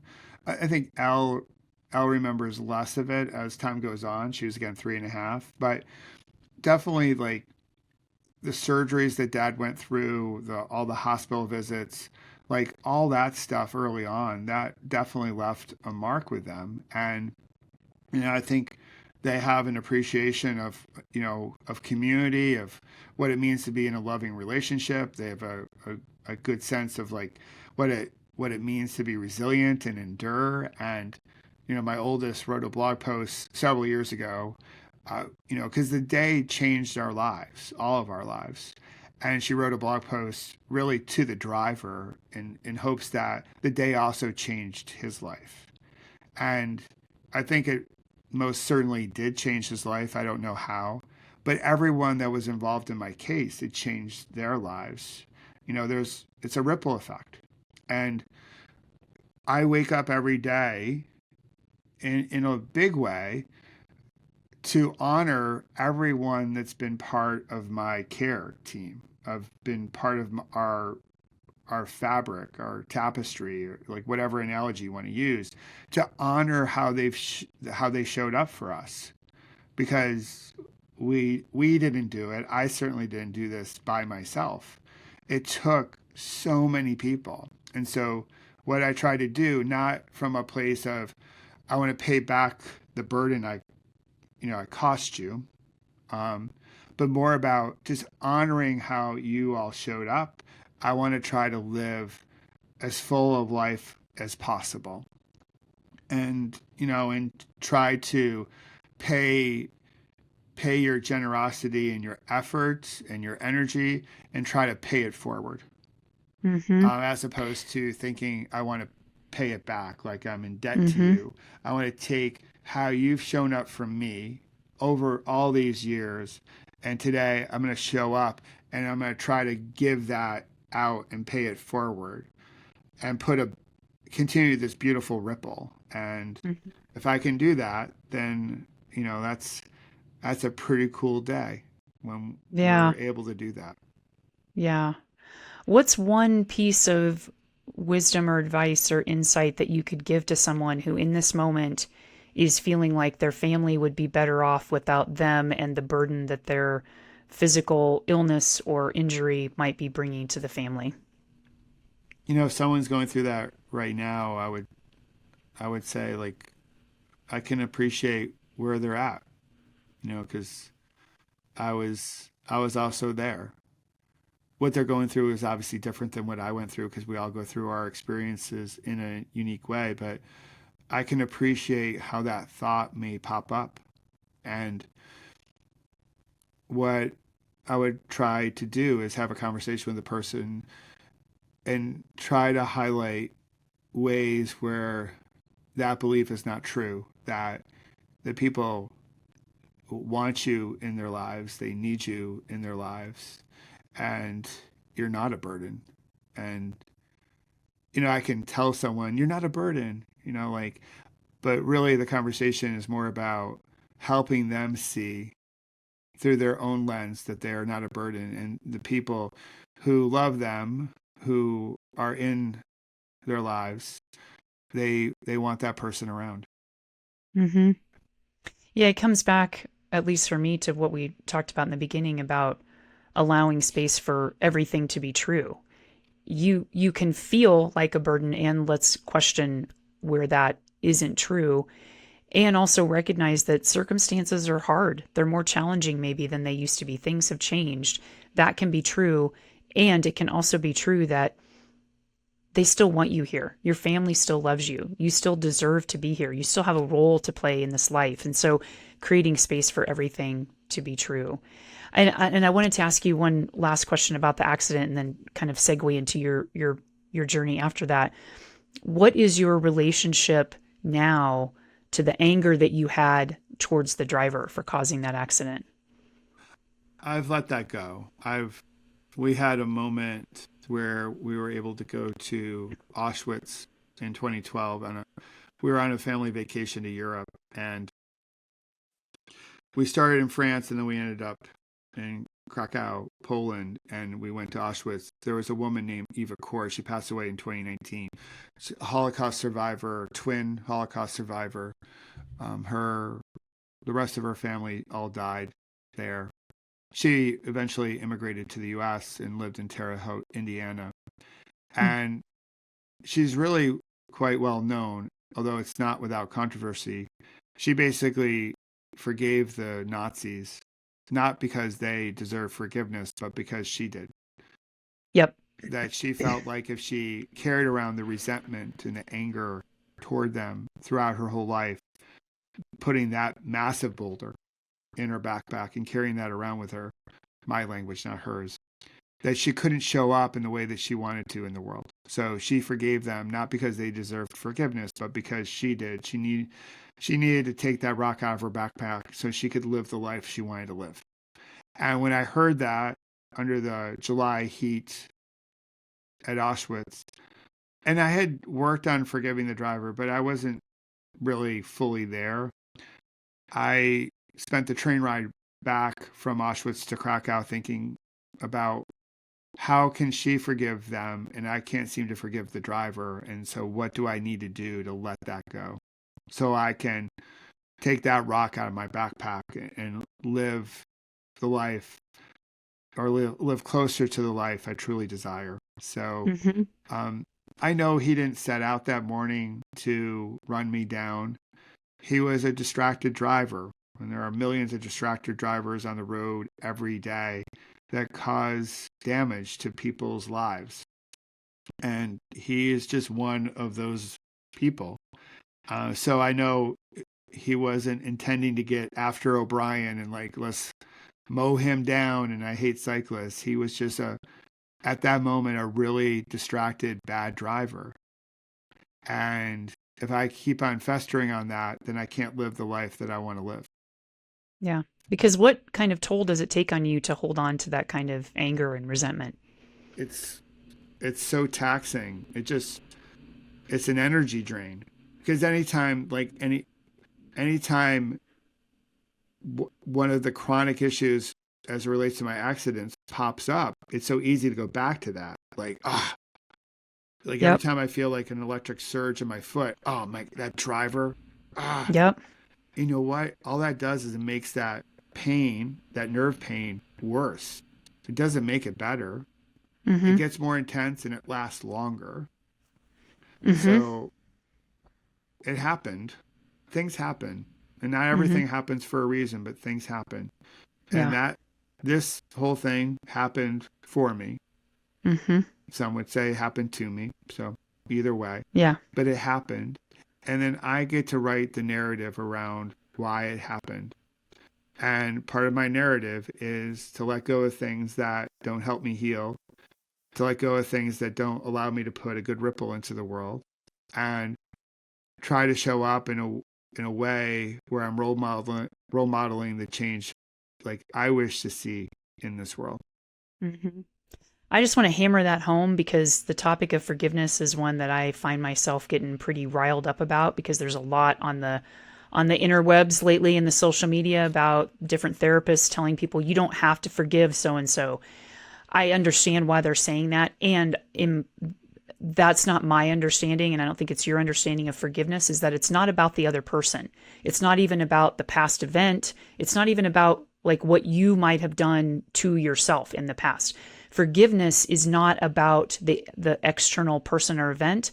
It's about letting, as podcaster author that I follow, Rob Bell, says, forgiveness is about realizing that the person who needed to be let off the hook is yourself.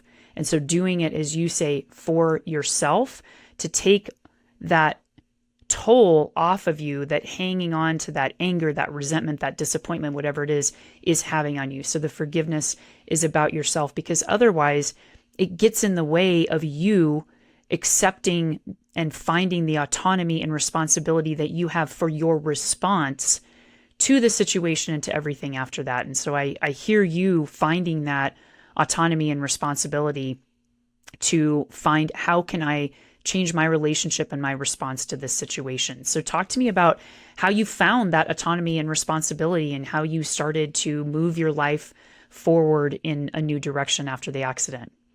Yeah, really, it was through my mindfulness practice. It did help me slow down and create some space. I think Mm-hmm. that's what's missing in life nowadays is space. Yep. We try to jam our lives full of a whole bunch of meetings at work or a whole bunch of experiences, and we never give ourselves any space to be contemplative, to be thoughtful. So, like, my mindfulness practice is about creating some space. And I'm a big believer in micro practices throughout the day because I know so many people that in my training as a mindfulness based stress reduction teacher was a 45-minute a day practice. And for most people, that's not practical. People have a hard time doing just 10 minutes a day. And that's why, Mm-hmm. through all my study over the last, almost 25 years, I'm a big believer in just taking short practices. So if you don't have 10 minutes in the morning, cool. I bet you have 5 times throughout the day where you have 2 minutes. And that's Mm-hmm. just enough to be mindful, be thoughtful whether or not you want to put that rock in your backpack and just create some space so you can be thoughtful and less reactive. I I think we're just rushing and scrolling way too fast and living life transactionally. And we're not living life meaningfully or mindfully. When we live life in a reactionary type of way, we are we're allowing just our like native biology, our the lizard brain to take over. And we have this wonderful thing called the prefrontal cortex. And when we live transactionally, we don't tap into it. We don't tap into the fullness of our brain power, the fullness of our heart and our intuition and our full body. And so for me, it was about slowing the game down. I still do a whole bunch of stuff and get a lot of stuff done. Like, you mentioned it up front, but I do it now more slowly and thoughtfully. And what I have found in so many ways, it allows me to go faster. Mm-hmm. And I think that's one of the great ills of today's society is that we don't want to pause even for a moment. We don't want to rest. We don't want to be contemplative. We've got to do, and fill up every moment. And we're not, I don't think we're really living fully awake when we do that. So for me, it was about this notion of pause, take a breath, reflect. And the reflect piece is key. So there are a lot of meditation apps out there that will promise, you know, say like a calm, it promises an outcome, like a chill out. You know, for me, what pause, breathe, reflect is about is that point of contemplation, that moment of reflection of how do you wish to show up. You might wish to show up angry and use the energy of anger to serve a purpose. You might show up, with gratitude. That could be part of your game plan. But this point of contemplation is key. It's not all about just mental health and chilling out. It's about how do you wish to live? How do you wish to meet your moments? And how do you wish to connect with yourself? And how do you wish to connect with others? Because ultimately, we are still creatures that need community. We can't do this by ourselves. Even though a lot of people think that they've done it all by themselves, no one has. And so when we can actually slow down enough and say, I see you, I hear you because I'm listening and I'm not talking, and I love you, one human to another, even though you don't see the world the same way I do, from one human to another, I love you.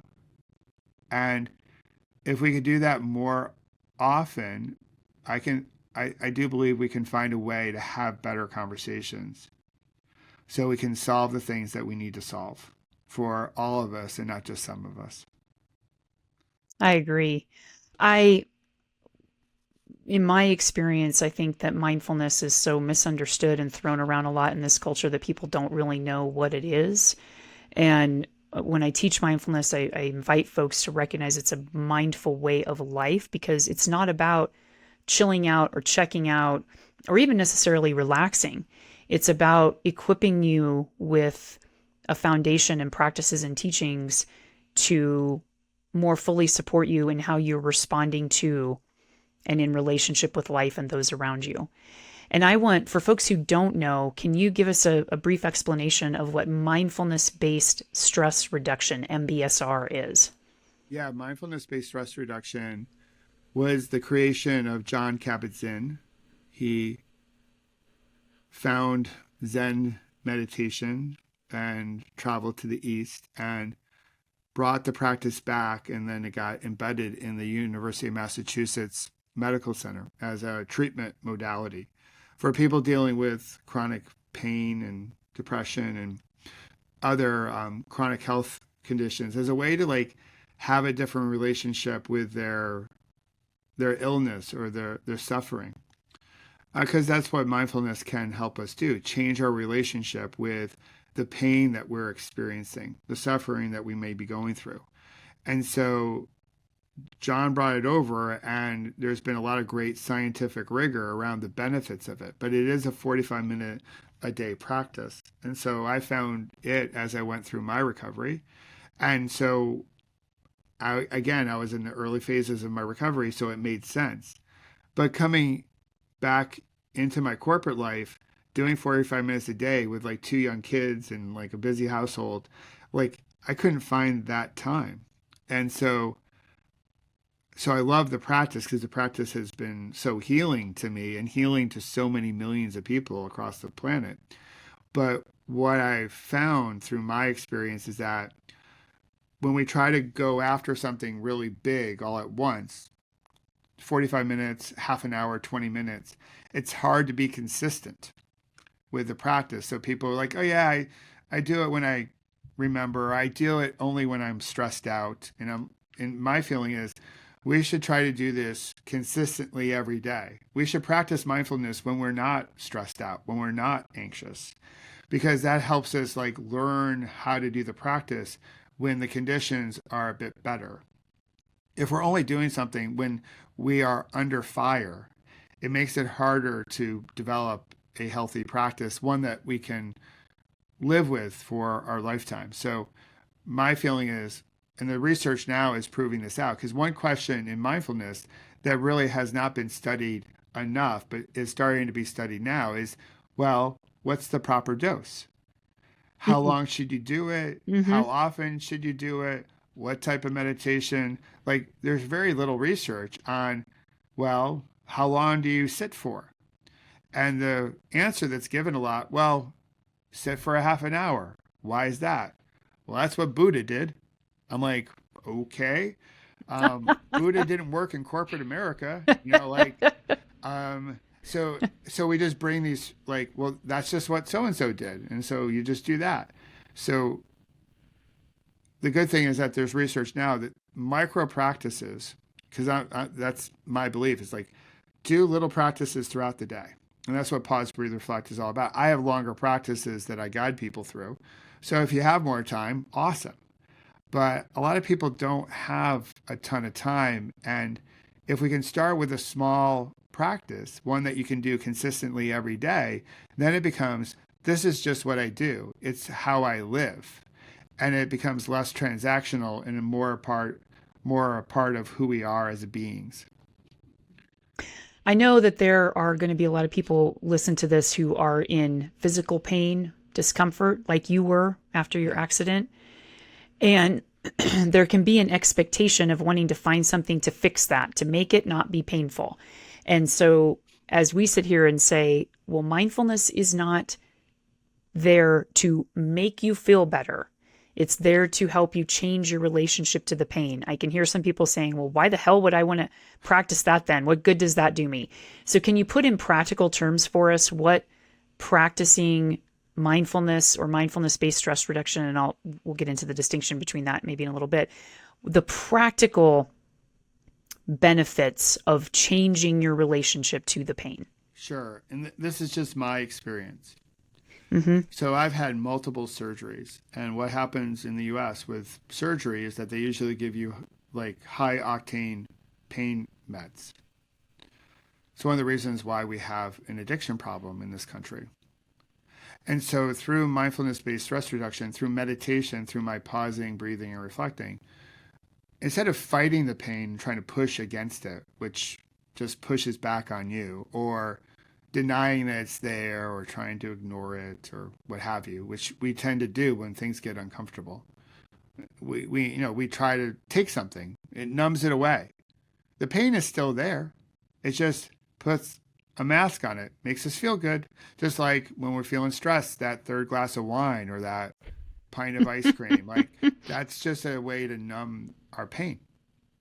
So through all my surgeries, what I would do is I would practice mindfulness. I would pause, breathe, reflect, so I could have a better relationship with my pain.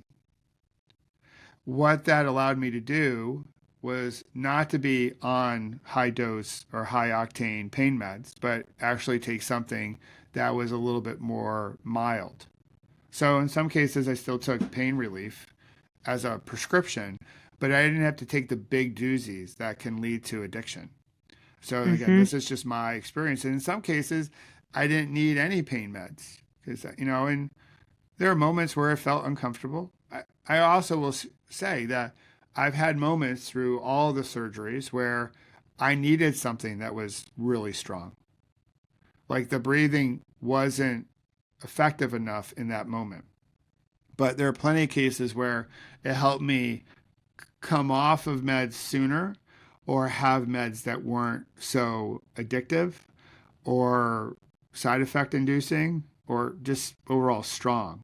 Mm-hmm. I'm a big believer if you don't have to take something, like don't take it. And so that's how it significantly helped me. Yeah. Thanks for sharing that because and I won't pretend that I've gotten down into the weeds of all the science around MBSR specifically and John Kabat-Zinn's studies that he's done at UMass. What I loosely understand is that, for example, in the pain studies that he's done, if people come into that study with maybe a level of 8 or 9 pain through the practice of MBSR at the end of the study, the pain doesn't go away, the condition hasn't gone away, and yet their experience of it now might be at a 2. So Yeah. nothing has really changed in the external world around that pain. And what I recite to folks all of the time, which I think is such a powerful reminder, is an equation from Buddhist monk Shinzen Yang, which is suffering equals pain times resistance. Yeah. So we're not talking about getting rid of the pain because that's life. You're going to have all kinds of pain. We're talking about not hardening around the pain, not resisting the pain in forms of denial, ignoring it, sugarcoating it, numbing it. All of those are resistance that just exacerbates your suffering. So we're talking about how you can soften around and create more space around that pain when we say let's change your relationship to it. Yeah. So what real quick, because I know you and I talked about this, but because mindfulness is so misunderstood, we talked a little bit about what I don't even know if distinction is the right word, but the nuance between mindfulness-based stress reduction and mindfulness meditation. And so I want to, my sort of definition, working like operationalization of mindfulness meditation is through my training with Tara Brach and Jack Kornfield, which does bring in some of the science, and it was more through the ancient teachings, the spiritual wisdoms that we have gotten from Buddhism. And so I bring in a lot of those kind of more spiritual teachings. And my understanding is that MBSR, it may not discount those spiritual teachings, and it's also focusing much more on the science. So is that nuance landing for you, or do you want to add to that nuance between mindfulness and MBSR? Yeah, Michelle, I think you're on target. Like mindfulness-based stress reduction can be a little bit more clinical or scientific heavy and like scientific rigor. Although through the program, the Buddhist underpinnings are definitely touched upon, but not necessarily emphasized. So with Jack Kornfield and Tara Brach, because I know their work, they'll bring in more of the Buddhist parables and underpinnings, and it becomes, much like for someone who might practice Christianity, some of the stories from the Bible that are brought in as like lessons and stories that you can use to help you guide your way through life. So, I think we pick a practice that best speaks to where we are right now. So for me, like I can go pretty deep in all the Buddhist underpinnings, but for how I teach mindfulness is I first want to try to create a practice that's secular, that welcomes as many people into it as possible. Because once we get into, say, learning a new religion or learning a new language like Sanskrit, I think it can put up barriers and hurdles. And people are like, well, what do you mean? What's that word? How do you spell that? How do you say that? Mm-hmm. Like, what's that all about? Like, what is Buddhism? Like, who's Buddha? Like, and so, as I mentioned earlier, like, what if we don't know something? It's so easy to judge it and be like, that's not for me. What I want to stress to people is like, the breath, yeah, that's for you. The breath is for everyone.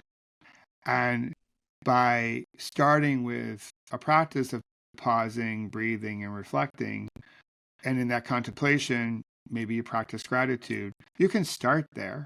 And if it starts to feel good for you, which I think it would, then you can further your studies in a lot of different ways. So a lot of people have started off with PBR and they've gone on to study MBSR, and some have actually become MBSR teachers.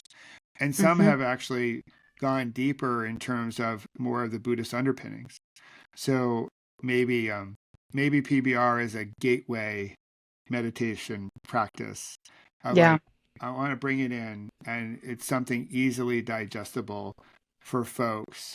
From someone who is a former corporate leader who's gone through something really crazy, and we're going to try to make this really practical because your breath is with you, and we forget about how we're breathing, and by just slowing our breath down, it can do wonders for our overall health, and it can do wonders for how thoughtful we can be when we show up in the world. Yeah. That's such a great segue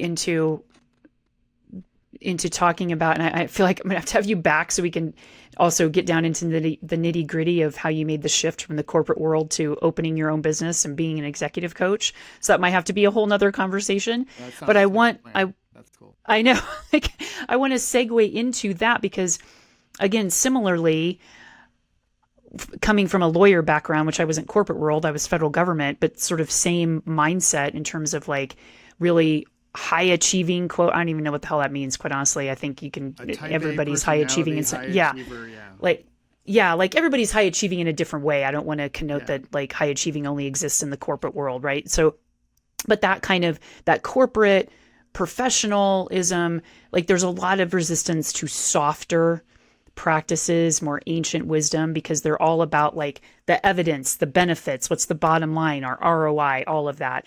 And so I've struggled with that myself for the reasons that you stated in terms of bringing those practices into those kinds of settings. So tell us how you now work in the world in terms of your executive coaching and how you're bringing MBSR into these more corporate environments. Yeah, so for the corporate people that like lean on like the hard stuff and the data and the ROI, maybe not with every industry, but there's a whole bunch of industries out there. They don't know what's actually driving their business, because any research they're doing is also filled with bias. And so they think it's hard and fast and the rule, and this is how we do it, just because that's what's been done over the years, and that's what their corporation happens to do. So we've over-indexed on that harder stuff, and we've forgotten the person. The softer skills, if you will, are the hardest ones to do. To go slow, to be measured, to be thoughtful. And so what I generally do is people hire me to coach their leaders and work within their companies and speak. because I've done their roles as a corporate executive. And then once I'm there, then we talk a little bit about, okay, like what's in your toolbox, or what's in your Swiss Army knife, or what are those rocks in your backpack? And then we through the back door, if you will, talk more about mindfulness. And because still, like in corporations, although many corporations now see mental health as part of health, which is great, one of the great byproducts of the pandemic, and they offer apps as part of their employee benefit program. But just offering an app without coaching people on how to do this practice is rather silly. It just makes the PowerPoint slide to the executives look good around, look at all the different ways we're supporting our team members, which is great. It's better than not doing it.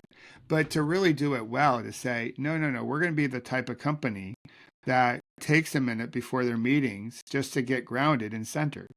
We're the type of meeting that insists on people taking a few breaks throughout the day, because we know it's going to help you make better decisions, and it's also going to be healthier for you.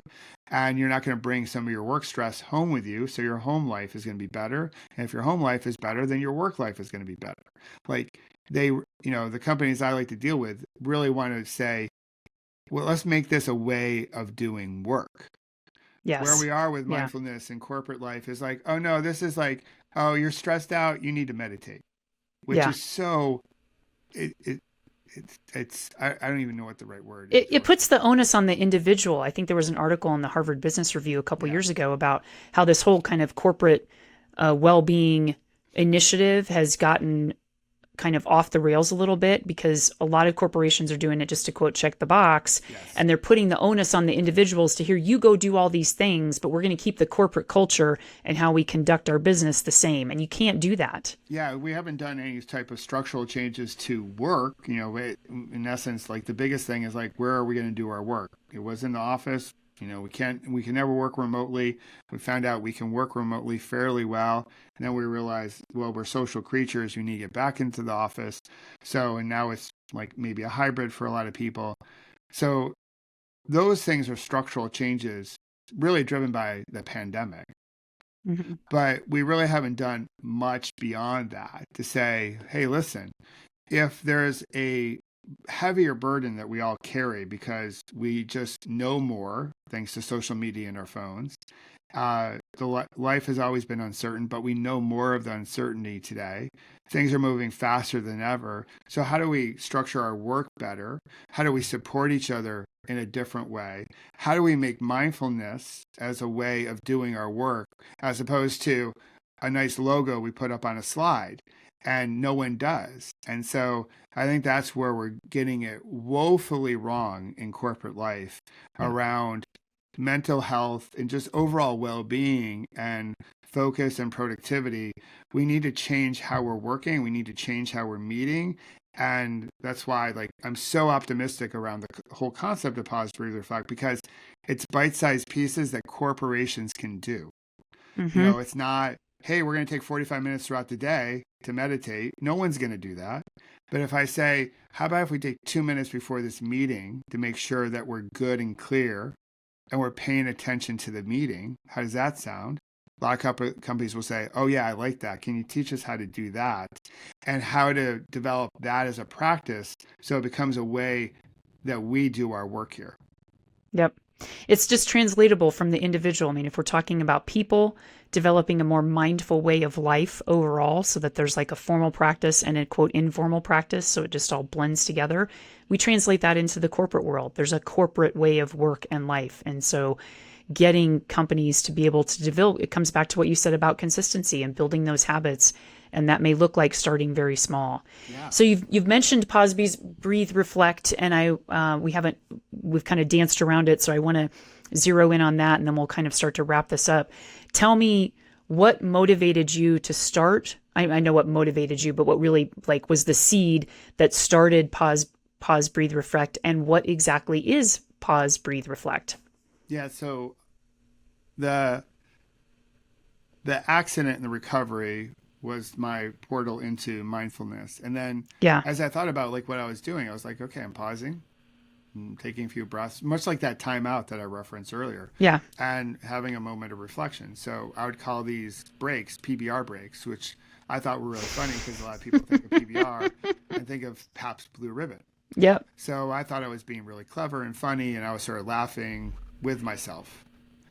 And then I would just continue with the practice through my corporate life, and I kept it pretty much a secret.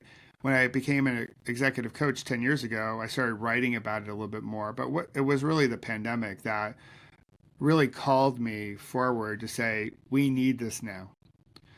We need something practical, something relatable for people to manage this particular bad moment that we're all going through. And I decided I would make an app because I was doing live practices throughout the day through the pandemic, but not everyone could make it because of time zone issues and stuff. So I thought if we can build a really, really great app, then people can practice wherever they may be across the world. Because I have a vision of everyone taking at least a minute or two each day to pause, breathe, reflect. I think that we would have a more peaceful, we would have a better world if we all did that. And so we created the app with a lot of shorter practices, but I also do live practices throughout the week because there is something special about practicing in community. So people are thirsty for belonging. So I hold space for people to come in and we do a short practice and maybe some teaching around it so people can then use it as a way to gain some insight, but also be part of something. And we're really one of the few apps out there, if maybe the only app out there that does as many like live practices throughout the week as possible. And so so it's an app that you can get at the Apple Store or Google Play. And for the first year, you can pay whatever you can because I don't want money to be a barrier between you and a mindful way of living. So pay what you can for the first year and you get to experience pause, breathe, reflect. And you also get coaching from me on how to, prevent a bad moment from turning into a bad day or longer.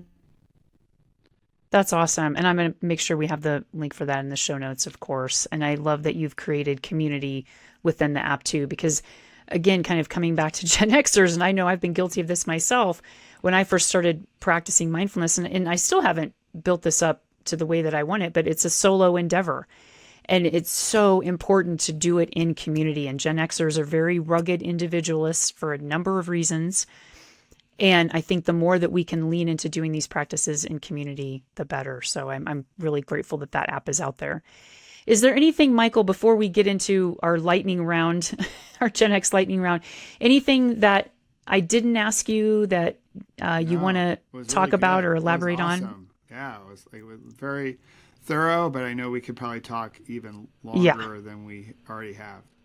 Yeah, and I really would love to have you back for your entrepreneurial wisdom as well, because I know there are a lot of Gen Xers who are looking to make that career shift as well, including maybe starting their own business, and I think you'd have a lot of great insights to share on that as well. So, all right, so we're going to move into the lightning round. Cool. Put you on the spot. See if you need to pause, breathe, and reflect. That's totally okay. I'm good. I'm ready. What's your fondest Gen X childhood memory? Playing Atari. Yeah. I just joined AARP. Pac-Man came out. I was like, oh, this is a big moment. Atari was the best. And I just joined AARP the other day. I finally sucked it up and was like, all right, they have good discounts. But I saw in an email that they sent today, they had some Atari message on the email, something about playing games. I haven't looked into it, but I'm like, that's great marketing on their part. Atari appeals to the Gen X AARPers. What's the biggest piece of advice for other Gen Xers that you want to convey for them going through, especially physical transitions? Give yourself some grace. We can beat ourselves up quite fiercely, but as you go through transition, as we are going through as a generation transition, give yourself grace. No one has this all figured out, not even us. So be kind to yourself as you go through whatever transition you happen to be going through. That's great advice.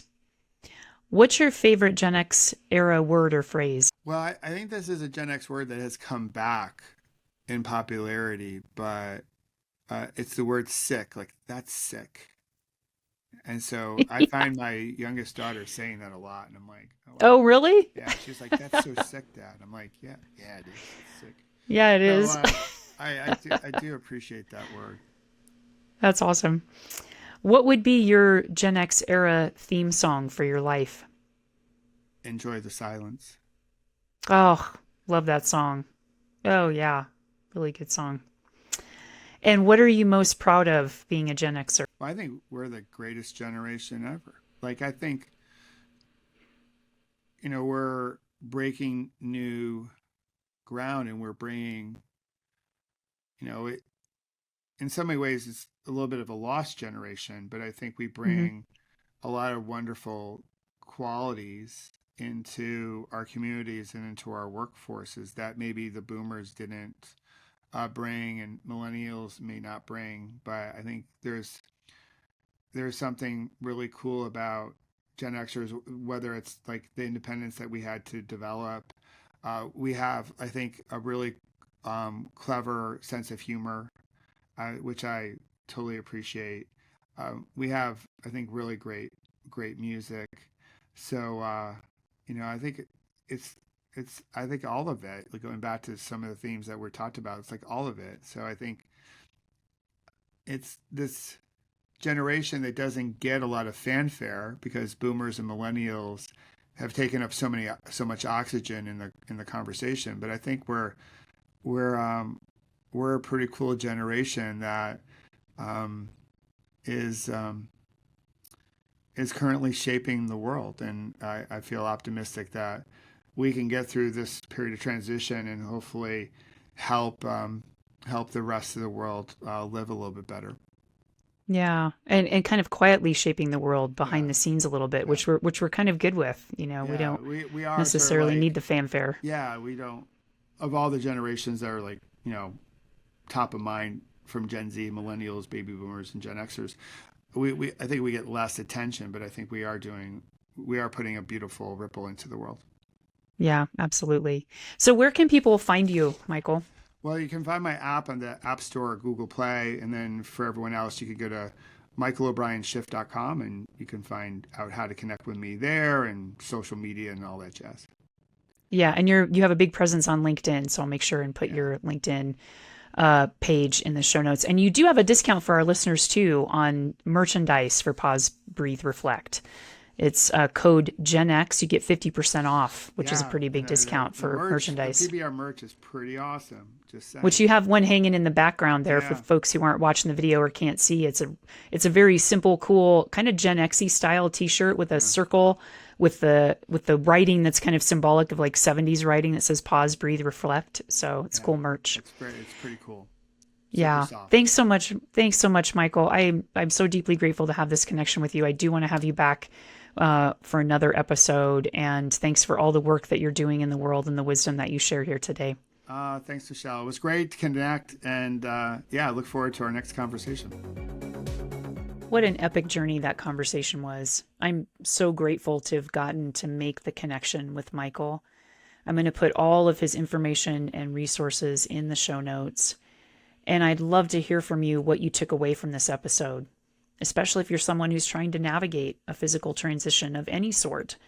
So share your comments and reflections with me in wherever you're listening to this app, or send me an email at podcast@lifefromthesummit.com.